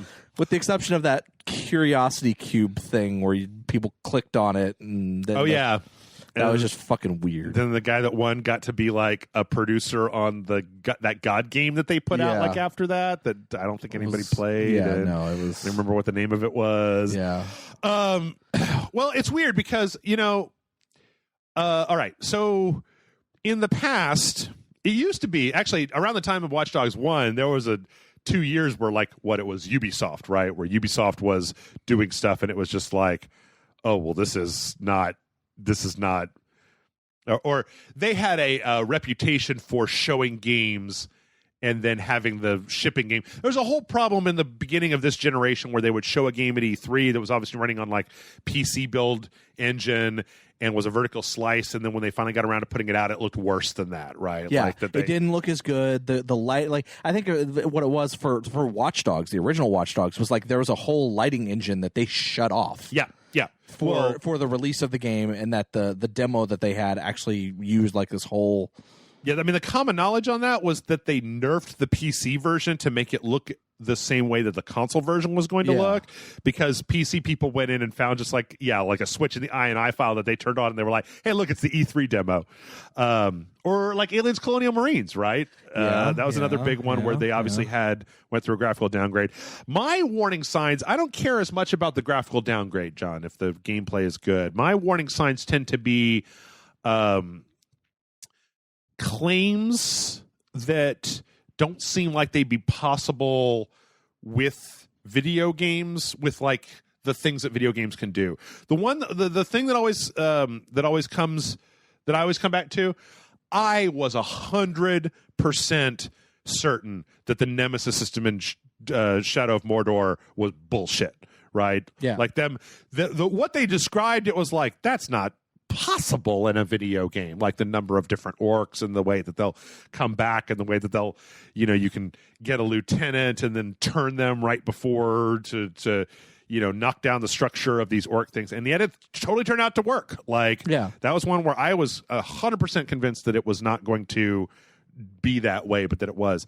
I'm trying to actually think of if there was anything even at E3 this year where I looked at it and went like, nah, that seems like some bullshit. So I will say, Legion actually is like everything they said about it, even what they showed. I'm like, yeah, I don't believe it. Yeah, but I want to play it because I want to. Because even if it's not 100% of what they say, 10% of what they're saying would still sounds like fun. Well, I think that when you look at Legion, I think when I read between the lines, what I see is that it's kind of one of those No Man's Sky things where like they said things, and then I think people have intimated more possibilities than there actually are. Yeah. Like I seem to remember reading an article where they were like, there's like the entire campaign is voiced like 8 different times by like 8 different people. So I don't think that like every single character is going to have unique dialogue. I don't think that they re-recorded the main dialogue like 700 times. Right? No, I think there's about I think at the time they said in that vertical slice there were only like 8 different voices. Yeah. I think the best we'll probably hope for is maybe in the teens. Yeah. And then 6 different, like all the old ladies are there's maybe 2 different old lady variations. Right. There's like 2 different white guys, 2 different non-white guys, 2 different like ladies. Yeah. I mean, and the thing is that all that seems feasible, right? All that seems like it could totally. Oh no! Once we saw the demo, it's like I could see like how they would do it, like how where they the would systems do it. are. Where the systems are, where they could cheat the systems, but it still does exactly. It's technically a cheat. Like I said, like, oh, there's these 2 different characters. They're 2 different names, but they have exactly the same personality, the exact same voice dialogue. Right. But they're still 2 different NPCs. They're just their names are different. The way they get around that is no character ever says what their name is. Yeah, or they have code names or whatnot. Yeah, I think that ever since we started seeing things like. We talked about Far Cry, Mass Effect, things like that, you can see where you can write a story where you just write around any real characterization for the main character by letting them be a player avatar. And, you could do that. Like, it's totally available to be done. Yeah. I'm just trying to think of what the last time, No Man's Sky. No Man's Sky is probably the biggest. It's probably the biggest, one of the bigger examples of recent memory where it was like, well, but see, it technically did everything it said it was going to do, just not to the degree that everyone thought. I think that if you were watching Sean Murray, you watch enough interviews with Sean Murray, and I was always kind of in the camp of like, I kept asking myself, what do you actually do in this game outside of like walk around places and look at stuff? And there were long podcasts where you and I were just like, okay, but what do you do? Right. And then it turns out, no, that's what you do, is you walk around and look at stuff and name it. And then, like, if you get too sassy, the robots come to fuck with you. And, like, it's like, oh, okay, well, that sounds boring. I don't want to do that. And then they later added stuff where you actually do things. Right. But I'm trying to mentally go over E3 this year. And I don't know that there was anything that was, like, ambitious to the point of, you know, what's another one? The Last of Us. I didn't really think that The Last of Us was going to end up, like, the number of systems that all work together, especially when you're dealing with, like, other people in the game. And, like, you know, I didn't think that was all going to come together as well as it did, of this kind of very loose, you know, kind of running for your life and trying to improvise attacks and things like that. But I can't think of anything recently that's been where they've made a claim where I look at it and I'm just like, nah, I don't think that's going to be an actual thing when it comes out. Like, I mean, there is a game that I can think of that that I'm kind of like, I don't know about that, but it's less of a, I don't know if they'll be able to, like, achieve the claim that they made, in more of a, I don't think anyone understands what they're talking about, okay. And therefore, which is, and you're going to probably hate for this, Death Stranding. Because no one knows what the fuck that game is, other than, well, it's about connecting and your connections and your the strands that connect all of us, and like bridging the gap and all these things. Yep. And this is what you're doing. And there is technically a multiplayer component, but we're not really talking about that. But it's about bridging the gaps and bringing together and connecting the strands of everything. And it's sure. like, you're really trying to make that name mean something, aren't you? But it's like, I see. Okay, I think that okay, but they're not making like these promises like in the case of Watch Dogs Legion, where it's like you could play as any NPC, right? And it's like they're all fully, each one is a fully fledged character with their own history and backstory. And Death Stranding is obfuscated. Yeah. It's vague. Like, they haven't really said anything. Like, I still to this day say that the stuff that we've seen about the traversal in the world, about just like walking from one place to another, could technically be the first 40 minutes of the game, and then it turns out it's something completely different. Because we've also seen combat segments. We've seen the main character punching, shooting, looting. Like, there's obviously stuff going on in that game, but the thing is that there's been this isn't a Sean Murray situation where Kojima is like, well, yes, you can play with your friends, and of course it's open world, and yeah, there's 6 million hours of game. I mean, like, he doesn't say anything. And I think that's the thing when you're talking about that, where I'm like, man, I've been listening to Hideo Kojima be like obscure, like coy. I've been listening to Hideo Kojima be coy AF my entire life. So, like, no, I'm just saying that's about the only thing I can like think of. Yeah. Off the top of my head, because everything else feels, especially this year, feels like it's very, like, no one's wanting to get, like, the only other one that I think is really like that I could think of that I'm like, I don't know if there's a game there. Yeah. Is Beyond Good and Evil 2. Like, I know that there's gameplay. I've seen gameplay, but I don't know what that is. Right. And I'm not even sure if that's the same thing of what we're talking about. I don't think so. But it's just, I don't really feel like anyone's trying to do anything crazy ambitious, and I think that's why Watch Dogs Legion stood out, because it's a kind of a crazy idea. Yeah. That once we actually saw it, we could start to piece together the cheats, right? The systems that are in place and how they could, you know, achieve what they're saying without actually achieving what they're saying. Or like, it's technically what you said. Now, if you, the listener, inferred 70% more game off of what I said, that's not my fault, because it does the thing I said, not the thing you imagined that I said. Yeah. Right. So, I mean, I feel like that's why it stands out this year. Yeah. Because, like, there's not anything promising to do anything like that, or even trying to promise anything that's on that level. I think it's just the fact that we're at the end of this generation, and that we're looking at just like the very refined versions of, like, Cyberpunk 2077 looks great, but it technically just looks like a first person, you know, RPG set in an open world, dialogue. CD Projekt Red has showed that they can make a giant RPG set in a big open world, you know, with The Witcher. Right? That's probably one that I'm going to be very surprised if it looks on consoles, if it looks anywhere near as good as it's looked in all the previews and stuff. Oh yeah, because I don't I don't feel like it could look that good. Like on PC, yeah, I believe it.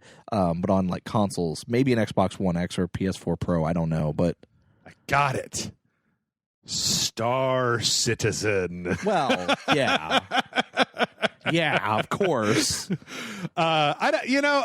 thing, Macintosh, the thing is that there's no one warning sign. It's just like, beware when a developer says a thing and you're like, holy shit, there's never been a game like that before. Then like, put on your skeptic glasses and be like, now, does it actually do exactly what you're saying, or did you use a bunch of weasel words that I have to like be like, okay, I see you're not lying, but you're saying a very set group of things that mean a very specific thing, right? But imply something else. Right, yeah. And then, yes.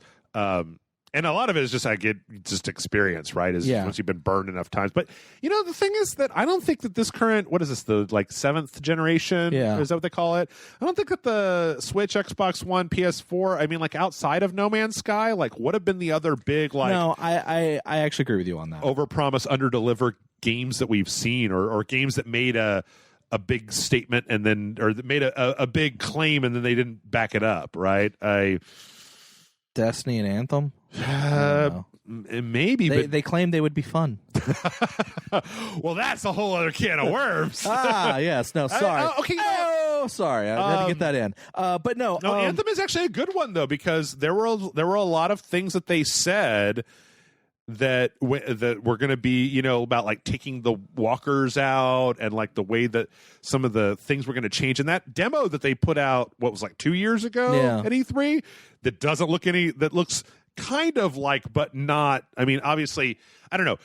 The other thing is beware early footage, beware alpha footage, because sometimes the game will look better as time goes on, and sometimes what you're looking at has been so curated that when you have to actually try to spin the whole thing out into a game, you have to downgrade. You have to make it less good. It's kind of the reason why I was so hard on Jedi Fallen Order after E3. Like I admit I was super hard on that. Yeah, because I don't know.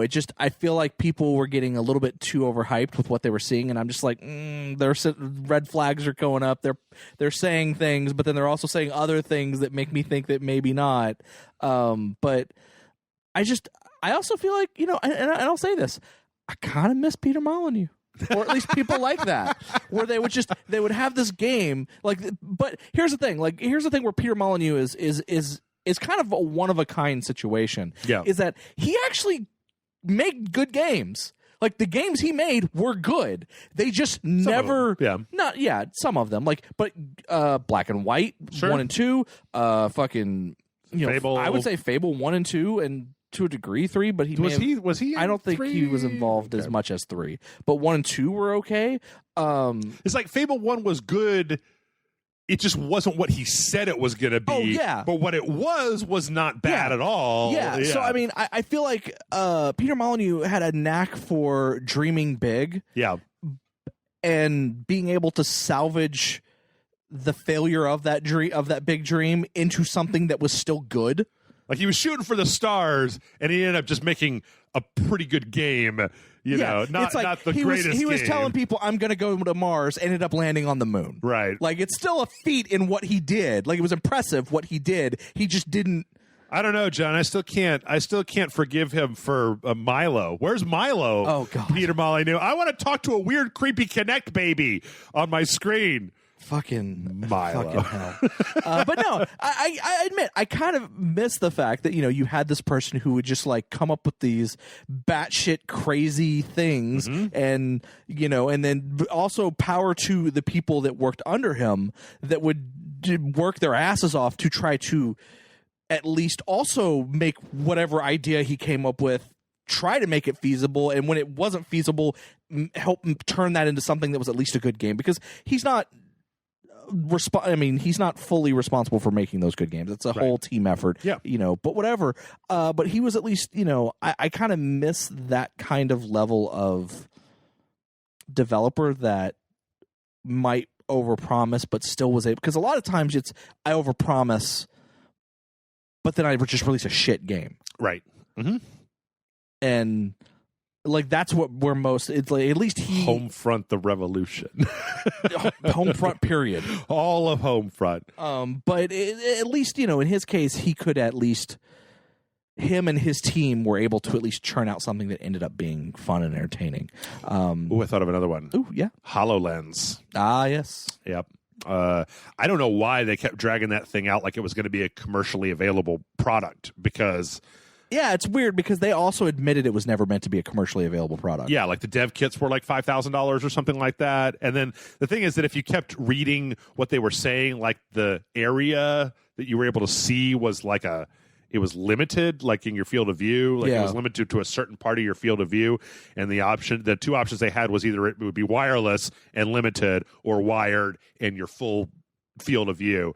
And the thing is that anybody that remembers, what was that on the Xbox 360 era when they had that weird room projection thing for where it was like your game's on the TV, but then it's projecting like scenery all around the room. That was also a thing that they were trying to do to make the Kinect more viable. Like it was like a or that table. Was it not Surface? No, well, it actually originally was called that was the Surface. That was the original Surface, and then they dumped that and then released the Surface tablet. I don't know. I mean, like a lot of that's one of those ones. The HoloLens was always one of those ones where I'm like, oh, but that Surface table thing, had that actually turned into a thing, I thought it would have been really cool. Sure, if it was commercially available for a reasonable amount of money. No, exactly. I think I played with one of those at the World of Tomorrow at Disney or something like that. It was pretty cool, but it was just like, this is really, really expensive. Like, it's not a commercial thing. So, I don't know. Things like that, yes. Things like... I've actually been very surprised this generation at how well VR has worked out. Because, VR was one of those things where they kept promising that it was going to do a thing. And then it kept being too expensive and kind of kludgy and, et cetera, et cetera. But... I don't know, I got my PlayStation VR sitting over there, and it wasn't that expensive. And your Labo VR. Labo VR. And my Oculus DK2 collector's item. So I think that you should have some cynicism and some warning bells that go off whenever anything seems like way too good to be true. Like, you don't have to immediately dismiss it, but just kind of keep an eye on it. Think about it a little bit and be like, because I back to Watch Dogs. I think that Watch Dogs, when you look at it, it's like you could make something like this with the currently available technology. Yeah, nobody has, but you could. I think what makes me excited for Legion is that I could see what they could do with what's currently available and how they could make a game using that, and I think it would be a fun game based on what we saw at E3. Yes. But if it could do more, if they're doing more than that, like if it achieves the idea of what they're implying, right, then it would make it an even better game. And even if it's even if it doesn't achieve that, I still think it will be at least an entertaining game to play. Watch Dogs 2 was so good to me that I'm willing to give whatever the next Watch Dogs is. Like the difference between Watch Dogs 1 and Watch Dogs 2 is just like night and day. Yeah. All right, Vanish Knight writes in and says, seriously, Jeff and John, even if Disney monopolizes the movie market, they will make sure that they give us good content. So why are people concerned about Disney owning the movie market? From your Disney shill, Vanish Knight. And I wanted to take this opportunity to remind everybody that Disney is Disney has been crappy. Disney continues to be crappy in some places and not in others. Mostly, though, you just don't want one entity owning everything. Yeah, there's a reason that we're against monopolies. Yeah. I mean, generally speaking, I want to have both the PlayStation and the Xbox and Nintendo, right? I don't want one monolithic thing because once that happens, then you don't have to compete anymore. And competition is the one way to get people to be better, to be more generous, because you have to try to out generous your your competitors. And that's when when you have a monopoly, that's when they can take advantage of you, because I mean they could release a product that is up to a price to their scaling and not how much the society makes of it. Yep. They could make a product that is actually like required to have, like something that is you cannot function on a day-to-day basis without it, and then market up. I mean, look at fucking drug companies. Yeah. What they do with stuff and how they overprice a lot of their medications. Oh yeah, man, Martin Shkreli's a monster. The guy's a fucking monster. And and other companies able to release those same drugs at a lower price would do nothing but good. Yep. But the fact they can't, or they don't want to, or they want to make the same amount of money, whatever. But I mean, it's yeah. Like I like Disney. Mm-hmm. Let me be frank with that. I like Disney. I like what they're doing. Yes, there's some stuff that they're doing that I don't like. There's some ideas that I don't agree with that Disney puts out there. Mm-hmm. I don't want all of Hollywood to be Disney. I agree with that. I tend to try and keep my inside feelings neutral when it comes to companies. Like, yes, I like the MCU, but Disney also owns the Pirates of the Caribbean franchise, and they've been digging that further and further to hell for the last however many years. Yeah. They own the Muppets, and where the fuck are my Muppets? Like, there aren't movies, there aren't, I mean, like, they own that shit, and they've just, they have it. They've got it. I don't know. I like it when there's, I hate the vault. John, I don't know if they still do the vault. Do they still do the vault? Where it's, you can't buy that movie. It's in the vault, which is nothing. It's just we took the movie that you wanted to buy off the funny shelves. thing is they actually did say that when the Disney Plus comes along, they'll be doing away with the vault or, kind of thing. Well, fucking good, because it's 2019, and if I want to buy... You won't be able to buy it, but it'll be streaming. Okay, but if I want to watch, the Fantasia on Blu-ray and it's in the vault, well, I'm gonna go fucking steal it, man, because I don't know, it's 2019. If you won't take my money, if I'm trying to give you my money but you won't take it, then like I don't feel bad about going around you big jerk, you big ninny. This is years ago where I wanted to buy my dad a DVD of Fantasia, and it was in the vault, and I wanted it for him for Christmas, and it was just like, well, fuck you. Like, this isn't a new movie that came out last week. This is an old movie. What do you mean I can't buy it? What kind of horse shit is that? Also, I don't forget who's the current Disney CEO. Oh, God, I don't know. Fuck. My immediate name that popped in my head was Iger, but I don't think that's correct. I think it is Bob Iger. It is Bob Iger. He's interesting. Like all the live action dumb reboot stuff. Like actually that the early reviews for that Lion King movie are in, and they seem the live action or CGI Lion King. Yeah. And they all seem to be pretty bad. But like I haven't cared for any of those. I mean, last week we talked about Mulan, and it was just like, but Mulan's a thing. Like, I could just go watch Mulan if I wanted to watch Mulan. Why do I need a live-action Mulan? Why do I need a live-action Aladdin and Lion King? And now if we had a live-action Emperor's New Groove, that's a whole other story. It's probably a bad story, but I'd still want it. I don't know. I mean, Disney is fine, but they also have a lot of shady garbage. Yeah. Like, they're not just an altruistic company, and... They're not, and let us also remember that there have been eras of Disney where they weren't putting out anything that was very good, right? Like post Emperor's Groove or Hercules or whatever. Like before they started in on a lot of the Marvel stuff, there was like a bunch of the Tooth Fairy and Home on the Range remakes of Race to Witch Mountain. Yeah. Not to mention that I feel like I don't know if it's Disney what done it, but I feel like Disney, like Pixar was my jam for a long time, and then it was suddenly like, oh, they're just making sequel after sequel after sequel to Cars and Toy Story, and even their original stuff isn't quite as good. Actually, their new original thing looks fun. What's that? It's like this road trip monster movie kind of thing, like a world where it's like fantasy but like modern. Okay. It's like so there's trolls and dragons and unicorns but it's like all in a modern day setting. Okay. And it's like it's two brothers basically going on a road trip.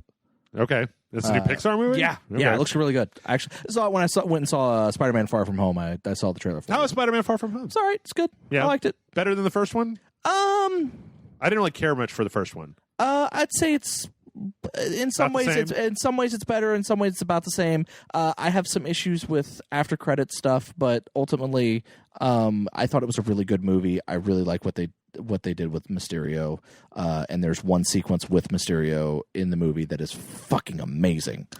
Is it? I think I already know the answer to this question. It's not better than Spider-Verse. No. Okay. No. Okay. No. All right. Yeah, I don't know. I mean, like it's going to be hard to beat Spider-Verse. Spider-Verse is like on a whole different level. Yeah, and I feel like it's on a level that can only be achieved with animation. You can't get that with live action. Yeah. Because there's so many subtle things they did. But like I just was reading an article that I found out for the first time, which I probably would have found it out if I'd have watched the extra features on my Blu-ray. Yeah. Which I really should. Where they pointed out that the movie is animated in 60 frames per second. Right. When Miles Morales first gets his spider powers, he himself, his character model, is animated in 23 frames per second. I think it's 24 and 12, isn't it? He's on 2s and everybody else is on the 1s. Because, I mean, generally they do 24 for something like that. But I mean, but like Peter was actually in the full animated full 60.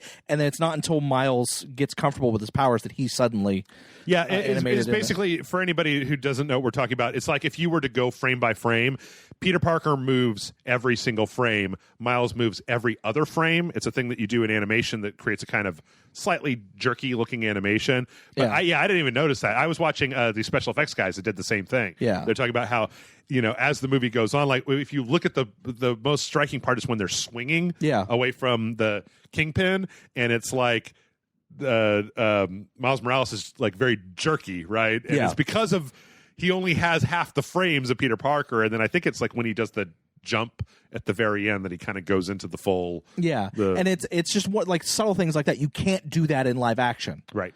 That just puts that movie on a whole other level that no live action movie will ever achieve, in my opinion. Because I honestly believe that Into the Spider-Verse is my favorite Marvel movie. Boy, it's up there for me, man. I don't know. It's definitely my latest jam. Also, I mean, this brings us back to what I was talking about when we were talking about Mulan last week. Is like I don't draw a distinction between a animated and live action. Yeah. Right. Like they're all movies to me. Yeah. So, yeah.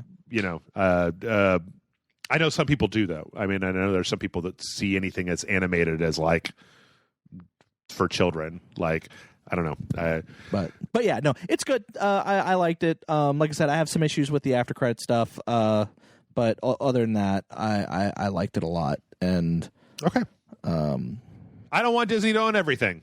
Yeah, I'm not big on Disney owning everything. I don't think they need to own everything. But I feel like the only argument you're gonna make is that I do take your argument though that they tend to do a very good job. Like Disney tends to pay attention to what the fuck they're doing these days, right? Like they don't do shit half-assed. Like they don't buy Star Wars and then make like a half-assed thing. They make the thing you want to go to, the crazy full park full of Star Wars, right? Yeah, but like they also don't like it's weird. Like I'm kind of wondering like less about Star Wars and stuff like that. Like I actually like what they've done with Star Wars.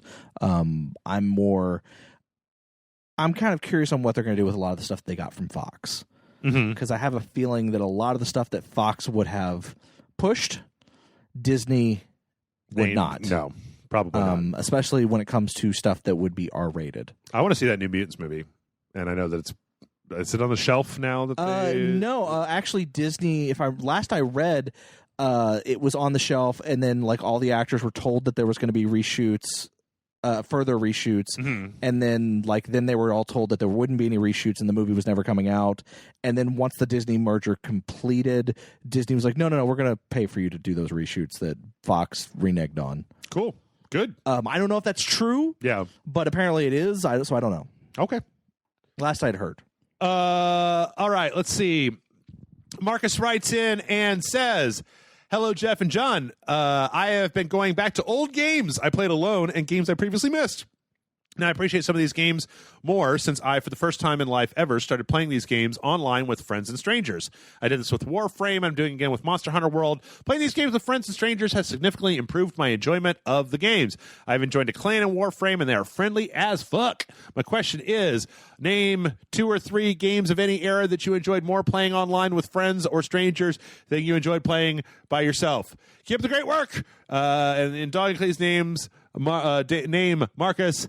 P.S. If you haven't already played Warframe, it's so good. Marcus, I think there's like 2 or 3 Warframe videos on Rage Select. I have played Warframe. It is good. I kind of started playing it again on the Xbox One. So Warframe is one of those games that everyone I know tells me is really good, and I believe them. Yeah. But I don't want to go down that rabbit hole. It's perfectly fine. Like I'm perfectly fine.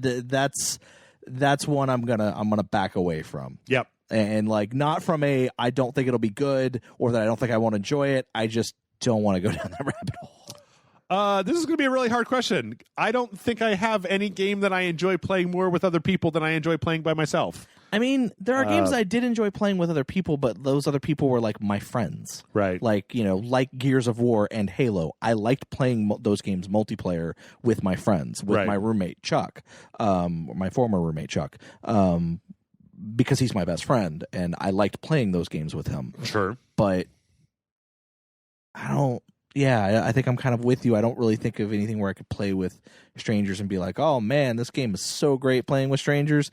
Typically, in most cases, I don't want to play games with my friends. I mean, I don't even really like playing couch co-op games very much. Like, I don't know. There's always just kind of a jangly, just jangles my jingles, man. I love playing Overwatch. Okay, yep. Overwatch. But that's yes. it because I can only play it online, and I have pretty much most communications turned off. Yes. So I don't have to interact with other people and hear the 12-year-olds cursing into the microphone because they think it's funny. Journey was. I mean, they had that kind of like real weird, just kind of come in, go out multiplayer. The thing is, I don't like playing games with other people. I like playing games by myself, which is the reason that I have a YouTube channel. No, I don't know. Like, when it comes to MMOs or RPGs, I feel like, this is just experience I've had with friends over the years, is that, I feel like when you get into, with MMOs, I feel like everybody wants to just run at full speed to complete, right? And then with games like Left 4 Dead, or if there's an online squad shooter or Gears or whatever, and like I feel like everybody just plays the game the same way, and then it's just you have to play it like there's a meta to the game, and you need to play the meta, and then it's how good do you play the game. So we all play the game the same way, and then how good do you play that thing that everybody is doing? How it's like a sport, right? It's like baseball, right? Everybody swings the bat in baseball. It's just who swings the bat better than the other guy that swings the bat. So I will say I'm kind of looking forward to playing multiplayer on Marvel Ultimate Alliance 3. Okay. Like couch co-op, like Amanda or even my friend Chuck. I am actually kind of looking forward to that. So much for that I'm like, he already knows this, but I'm buying him a copy of that game so that we can. What? It's his birthday. Oh. It's a birthday gift. Okay. All right. He knows already because I had to make sure he didn't buy it. I don't know. For the most part, I don't dig other people. I like sitting here by myself and playing by myself. Okay. Yeah. That's just me. Anti-social. I mean, I played Counter-Strike back in the day, which obviously wouldn't be fun as a single-player game, but I don't know. All right, let's see. I think we're going to jump over to a few Discord questions here. Okay. Let's see here. I have not actually been on the Discord in a long while. Yeah, I've been a little bit off the Discord this week. It's been a weird week. Mad Ms. Moxie writes in and says, hello, Lords of Rage. My question this week is a simple one. Are you excited for River City Girls? And do you think sort of reboots like this are a good idea to bring back old properties that the younger generation may not have heard of? I'm definitely excited for River City Girls. And yes. I think the answer to that question is yes. Yes and yes. Yeah, I think so. Yeah, it looked fun, and I like the idea of it. I like that they're updating it a little bit, and I think they're being a little tongue-in-cheek with it as well. Yeah. And I think that's perfectly fine. I saw some gameplay where the tooltips are like the original sprites from River City Ransom come up at the bottom corner, and they with their little finger up and go, and it's got like the tooltip that comes up. Nice. Yeah, I got no problem with that. And yes, I am super excited for it. I think we expressed that. Was it 2 podcasts ago? Yeah. When it came up. Yeah. Persian King writes, Dear Jeff and John, what are your opinions on Midsummer and Hereditary and Ari Aster as a director? I have not seen either of those. Okay. Good. So good. please, no spoilers. No spoilers. If you have. Okay, so I really want to see Midsummer, though. I do too. Ari Aster, I looked up his directorial thing, and outside of Hereditary and Midsummer, it's shorts. It's just shorts. I haven't seen any of those shorts. Can't comment on them. As for Hereditary, I thought it was overhyped, like so many horror movies that are that people like. Right? It reminded me a little bit of like It Follows. Right? When It Follows came out, everybody was just like, oh my God, It Follows is so fucking good. You got to go fucking watch it. Oh my God, it's so goddamn good. You got to watch it. You got to watch it. You got to watch it. And I watched it. And I was like, that was okay. I mean, didn't blast my socks off or anything. It was fine. And Hereditary was the same way, where I watched it and I was like, it's okay. It's kind of creepy, kind of weird, kind of strange. But like, didn't do a lot for me. Midsummer definitely looks like it's got some Wicker Man vibes going on in it. I don't know. Like I watched Us. I really liked Us. Yeah. Like I thought Us, yeah. It was super creative. Like it was just, that's what I want out of a horror movie, is something that's very, very creative, where you're watching it and you're just like, what the hell is even going on here? And you get to the end and you're just like, what? Hereditary, I mean, like, I don't know. It had a beginning, a middle, and end. It had some stuff that went on. I understand what happened in the story, but a lot of it was just, I don't know, this kind of attitude of like, oh my God, can you believe it? And I'm like, well, yeah, I can believe it. This is a horror movie, so it's like San Diego Comic-Con. They had the final trailer for It 2, the second part, and I couldn't be less interested in it, the second part. I still need to watch the first one. Just don't do it. I mean, but I want to. I bought it.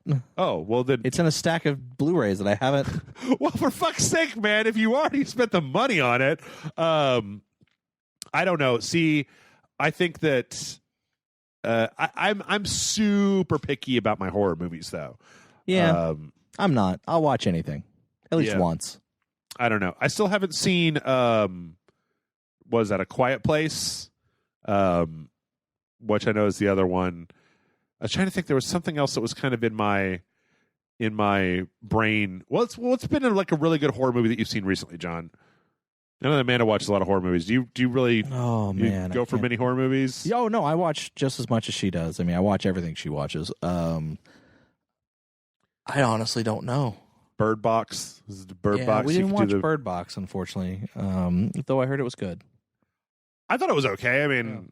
Well, it was just a thing on Netflix that you can watch. There was something else that I watched recently, though, that was a horror movie that I can't remember what exactly it was, but I dug it. I don't know. Not going to be able to do it. But yeah, I'm really picky about my horror movies. So there have been some that I've really liked. There have been some that I haven't. What was that one with the blind guy with the thieves? Was it Get Out? No, Get Out was the Jordan Peele's first movie. The one where they break into the guy's house. It was like in Detroit, where they break into the guy. I don't even know if you call that a horror movie. It was like a thriller almost, where it's like 3 thieves and they break into this guy's house and he's blind, but he's like a combat veteran. And then it turns into this really weird like cat and mouse thing where he's got his whole house kind of like set up. I've not heard of what you're talking about. You don't know what I'm talking about? I have no find idea. out. I think that it was Don't Breathe. Was that what it's called? I mean, possible. Don't Breathe. Yeah, that's what it was called. it kind of went a little horror movie-ish towards the end. That was a good one. I like that one quite a bit. But yeah, Ari Aster is definitely not just like, oh man, I'll go see whatever it is that he puts out, because Midsommar or Hereditary wasn't exactly like blast your socks off.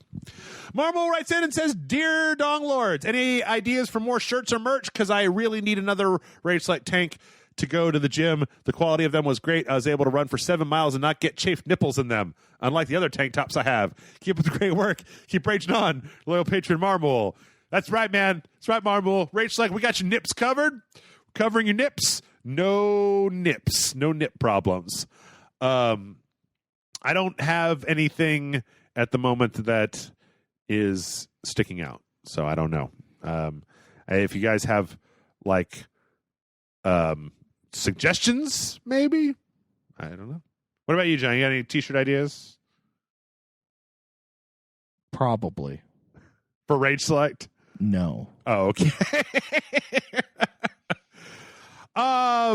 This is one I feel like we've talked a little bit about before, but Mike writes in and says, "Hello, Jeff and John. What do you guys think of asymmetric multiplayer games? Are there any you actively participate or active? Are there any you particularly enjoyed, or any that don't work for you? I ask because I'm playing a lot of a board game named Root, a war game where each player controls a faction with entirely unique rules, gameplay, and mechanics from one another, and seeing how each of them combine and how the different players play differently works out. Playing the mercenary otters of the Riverfolk Company. There are mercenary otters in this game. Is very, very different depending on how many other people are playing. Big factions with deep pockets versus playing broke-ass rebels and solo adventurers, for example. Kind of ramble there. Hope you guys are doing well. South of the border, Mike. I'm not a big fan of asymmetric. Well, I'm just trying. Give me an example of an asymmetric multiplayer game. Well, the thing is that I don't know if he was talking about like board games or video games. I mean, video games, it's, like Evolve or Friday the 13th. 4v1. Okay, yeah. Where different sides have different rules type of thing. Yeah. I don't know shit about board games, so if that's what you were asking, I still have had. I think that what's the one that Tony really likes? They put the Scream guy in. Dead by Daylight. Dead by Daylight works the best of all of those. Yeah. Seems to be balanced the best. I think Friday the 13th was okay, but it was like so slavish to the franchise, that it was like it was okay. Yeah. It wasn't the worst thing that's ever happened. Generally speaking, though, I'm not a big. Actually, there was one that I was playing just recently. What was it? Oh, it was I played one round of it. It was on the PlayStation 4, and it was like a battle royale game with werewolves. Oh, weird. Where like a bunch of people played regular people with guns, and then there were also werewolves in the map, and so you could choose whether you wanted to be a werewolf or a person. It was terrible. Oh, it was fucking terrible. Yeah, I don't know. I don't know that I have. I'm not a big fan of asymmetric multiplayer. Yeah, and a lot of it comes down to the fact that multiplayer to me is a lot like a sport, right? Where everybody kind of starts from a similar bearing, and then your skill determines who wins. Yeah. I mean, I don't know. Like I said, I don't. I think the last one I played that was like that was probably the Dead by Daylight and the Friday the 13th game. I don't really play those. I don't really play multiplayer all that much. Now, as far as like board games and things like that, I've never. Typically for board games, I don't like.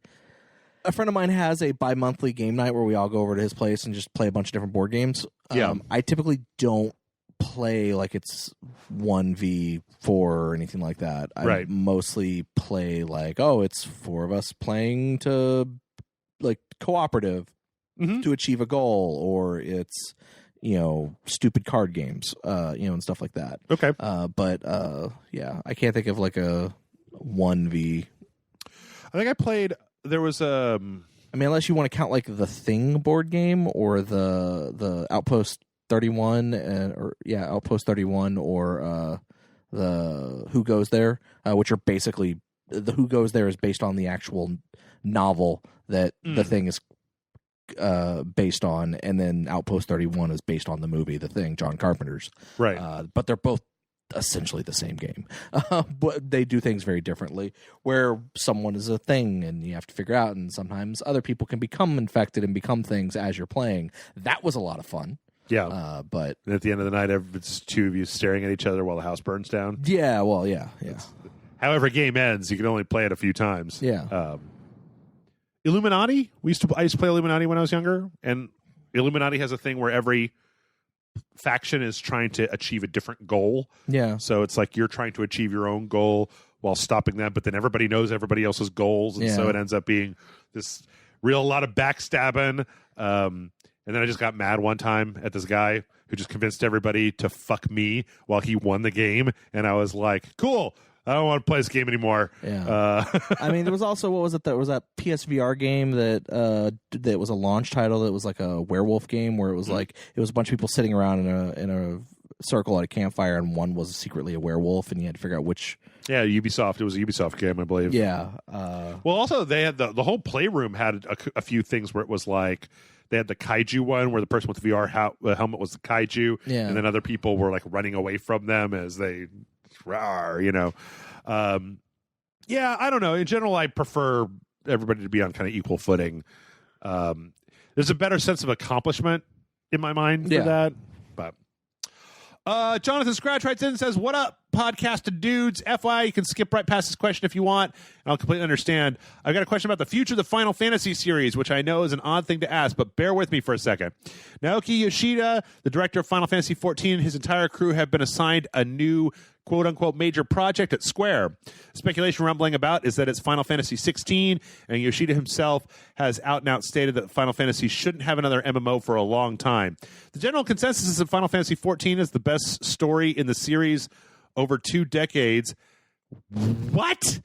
Sorry. And from what I've sampled of the story, I can see why people would think that. Characters with defined motivations, competently built world, feels whole. The hell, you say? My biggest fear is Square's lean towards service-style games, what with Final Fantasy 15 ultimately became, and what the Avengers game sounds like it will be, and having that jammed into a more traditional Final Fantasy single-player game would be, well, fucking unbearable in my mind. So what do you think? Will Final Fantasy 16 be doomed to live service fuckery? Will this dev team, who obviously cares about the franchise a lot, be able to make something appealing, to make something great by appealing to the idea of being designed as a classic, or is it all just wishful thinking and total bullshit? Super sorry, this is a long-ass question. Stay excellent. Don't forget, no matter what, I think y'all are pretty fucking rad people. Much love, Jonathan Scratch. What do you think, John? I think Square Enix is on a road. I think that me and Square Enix have gone down different roads. Yeah. I don't know. I don't know.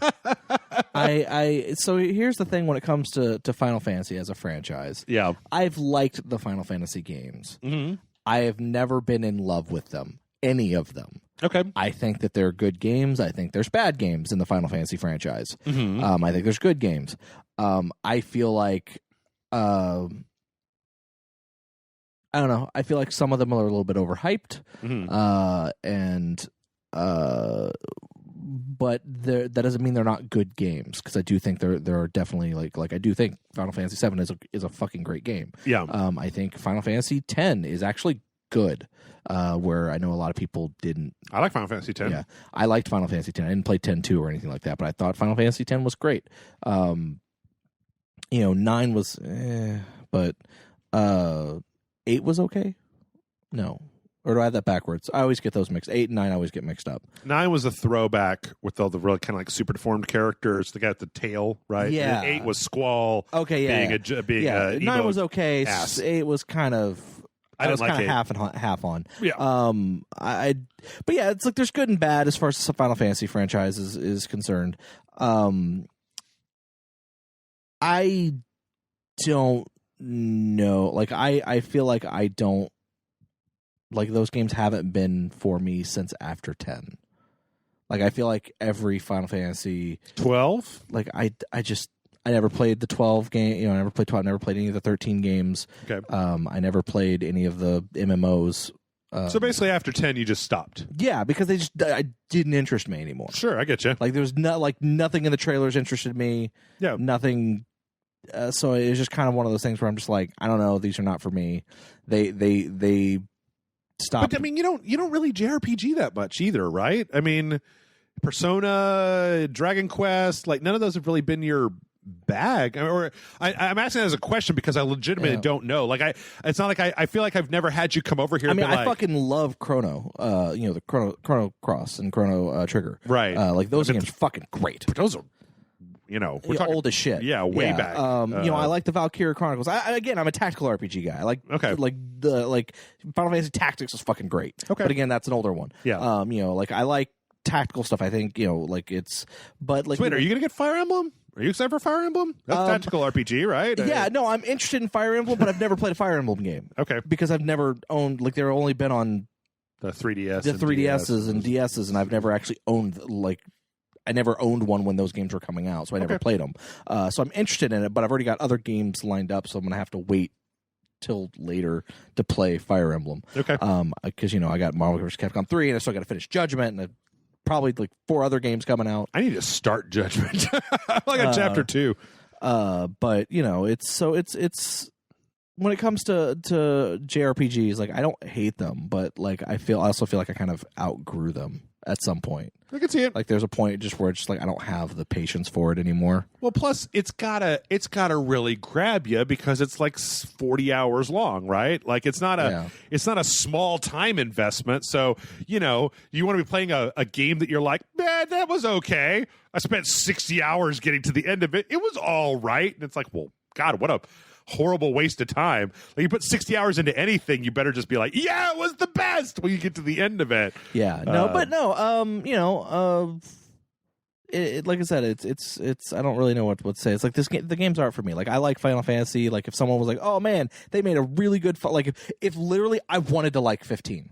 Like Final Fantasy 15, I wanted to like it. I think you and me, like before the game came out and we played the demo. Yep. We're like, oh man, this is kind of good. Kind of interesting, Interesting. Like, we're on board. Like, I wanted to really like it. Yeah. I never played it because then it came out and everyone was like, what the fuck is this shit? And I'm like, well, they went in a direction I don't care about, so I'm done. I'm like, but like, so I don't know. I don't know where it's going. I don't know if I care anymore. Like, I get you. I to the point of I don't even care about Final Fantasy VII Remake. I've said that before on the podcast. Like everyone hate the Final Fantasy VII Remake. I don't hate it. I just don't care. Yeah. Like everyone's like, this is the greatest thing since the history of anything, and I'm like, why? Why remake this? There was already a good version of this game. Right. Why not spend that time to make something new and interesting? Yeah, I instead of just wanking on the most overrated Final Fantasy game in the history of Final Fantasy. I think that doesn't mean it's a bad game. I agree, it's a good game. I like Final Fantasy VII. Yeah. It's the most overrated Final Fantasy game actually, it's the most overrated video game period of all video game history. I think it was weird because I don't necessarily have as much kind of but I agree, and I disagree, but I think it was really when we were at E3 and it was like, right, and then I kind of had forgotten that it's like this game is Midgar. Like you're not going to leave Midgar until the end of the first Final Fantasy VII. It's just like, oh fuck, like that's nothing. Like that's just the beginning of the game.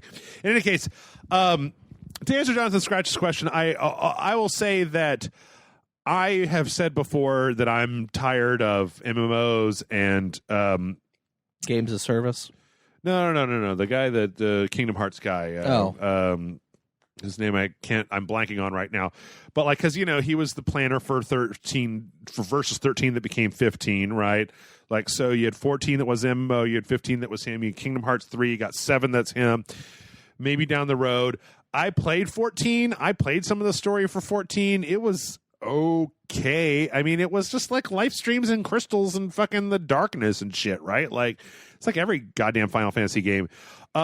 So here's the thing. I'd like to hold out hope that 16 will be good. The problem that I keep having is that Square Enix keeps showing that their focus is on something that I'm not interested in, right? Their focus in RPGs is on real time and not turn-based. And like I like turn-based more than real time. Like they seem to be overly concerned with graphics and less concerned with other stuff, and they tend to be on this like super heavy nostalgia train. I don't like the way they've been running their company. I don't like what they did to IO Interactive. I don't like the fact that this Final Fantasy VII remake is going to take several discs to complete. I didn't like what happened with Final Fantasy 15.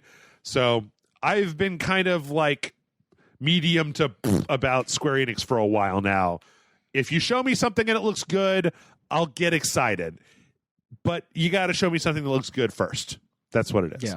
Based on what we've seen so far, based on projections of what we've seen so far, I'm not holding my breath. Okay. Right? I'm willing to be pleasantly surprised at a certain point. All right, let's go ahead and we're going to save some of these for later. And I think we're going to do that's another multiplayer question. So that one. Here's one. We'll finish off with a lifestyle question, John. Swedish Latino writes in and says, "Hola, Jeff and John.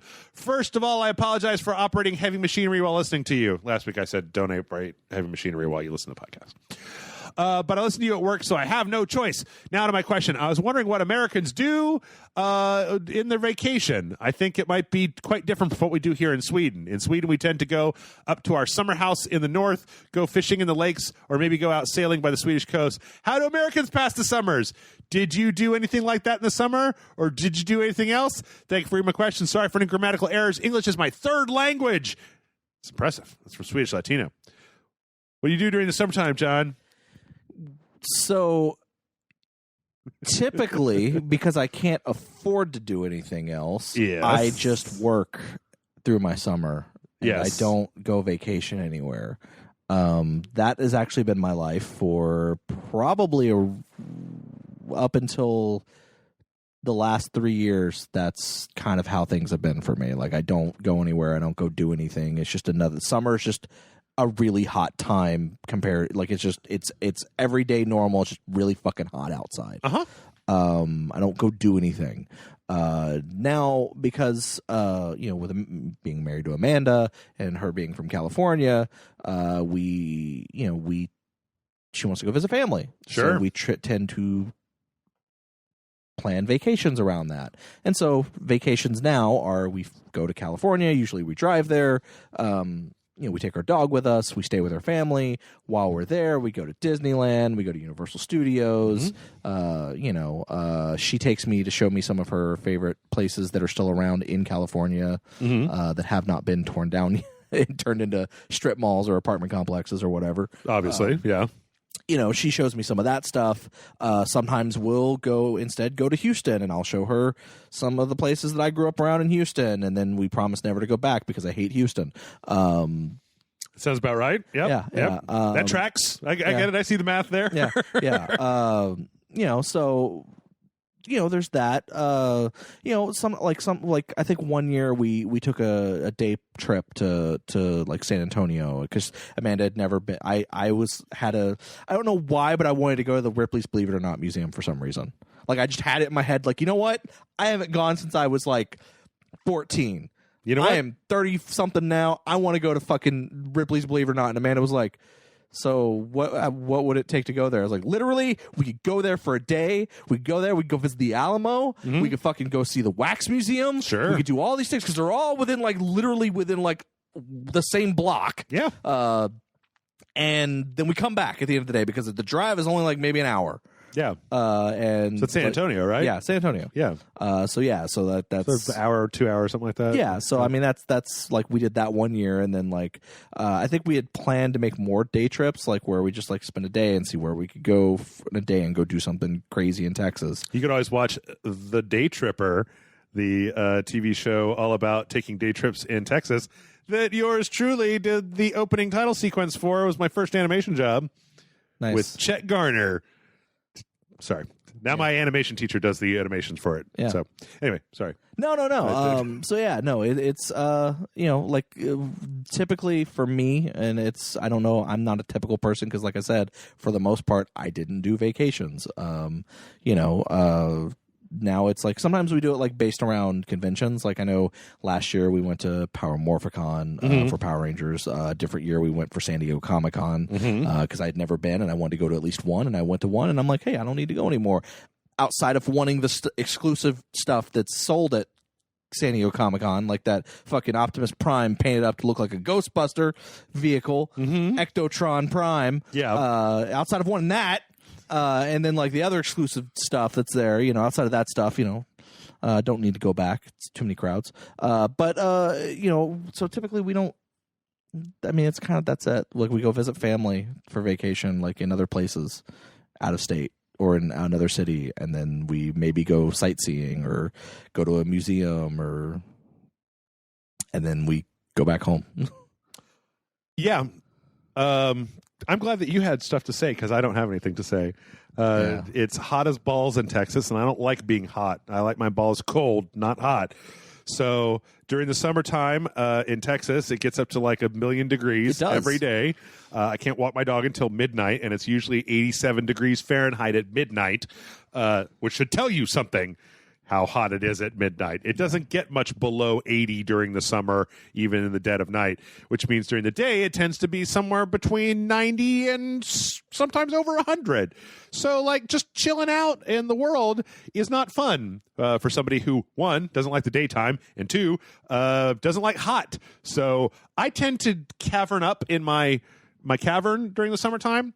When I was not single, we would try to go do some stuff like Austin. We went to the Austin Aquarium and, try to do a few things, usually in the evenings when it's not quite as balls hot. Now, nothing. I do nothing. You know what I like to do in the summer, John? Go to the pool. And do you know what's weird to do by yourself? Go to the pool? Go to the pool. It also doesn't help when the apartment complex you live in decides at the hottest day of the summer to shut down the pool, drain it, and then fix it, renovate it. You guys come over here and go to my pool. I've never been. I have a pool right over there in my condo complex. And what I found out when I lived in the apartment complex is that when you go to the pool by yourself, well, and it's kind of boring. I mean, you can't take your phone in the pool, right? Yeah. You can't, read. What, are you going to read a book in the pool? Like, you want to go to the pool with other people. I love swimming. And when I was not single, or when I was in a relationship, my girlfriend wanted to go to, this will not mean much to anybody who's not from here, but there's the, what is it? Fuck. Schlitterbahn? No, there's a pool. No, we went to Schlitterbahn. That was actually, it was okay. Still a lot of waiting in line. No, Deep Eddy. There's a pool here in Austin called Deep Eddy, and it's actually it's this really nice little community neighborhood pool that's kind of down in this little subsection of Austin. It's a very nice pool. It's very cold. I think it's from a spring or something like that. Oh, okay. It's very cold. God damn, does it suck to go there because it's always crowded. Yeah. There's never anywhere to park. The whole place is full to the brim. So, you put all your shit down on your blanket, then you go get in the pool, and it's great. You just hang out in the pool for an hour, and then you leave and go home. And it's like, took you an hour to drive there and 20 minutes to park, and then you pay $15 a person to get in, and, it's fucking meh. So I'm going to be honest. To kind of point out, back to the person's question. Yeah. I feel like most Americans don't really vacation anymore. I think it depends on how much money you have. Yeah, because it's a lot of us, we don't really have the money for that. Yeah. I mean, at this point, if I had the money to spend on a vacation, I would not spend it. I would spend it on either my taxes, which are still hovering over my head and causing me to have all kinds of problems, or a camera. There's upgrades for Rage Select that I could spend money on that would be better than doing anything. Yeah. Also, if I left, there would be nobody here to run Rage Select. I haven't had a vacation in 8 years. I don't have the money for it. I don't have the time for it. And I'm sitting here doing shit every single day of the week. So, I don't vacation. I go outside when it's dark, and that's pretty much the end of it. I haven't been to a movie theater or a concert or even a bar in probably 6 months. No, I do make a habit to try to at least go to something like a movie theater or a concert or a wrestling event. Going to another one this Sunday. There you go. Good job. I will be here streaming and then editing and then posting. If I'm on something that is streaming on Twitch, does that count as me streaming? Yes. Because the wrestling event I will be at will be streaming on Twitch. There you go. And what time? Probably 7. 7 6 Central or 7. Time? Yeah, 6 or 7 Central. Just do a search for Wrestle Circus. Okay, there you go. If you're listening, well, I don't think you'll have gotten to the... Anyway, maybe you'll be able to catch it. You'll be able to catch the replay, right? The replays? If you're subscribed to them. Okay, there you go. But, future events will obviously be streaming. Amanda and I try to go every time they have an event. There you go. It's usually once a month. Mail@rageselect.com is the email address. Hey. Send in your questions. We always need questions. We always need more questions. Tell us what you're doing over the summer. Let me live vicariously through your questions, Rage Select audience. Yeah, that's it. Podcast over. Until next week. Just turn it off. What are you doing? This is the end of the podcast. Turn it off. Turn it off. Turn it off.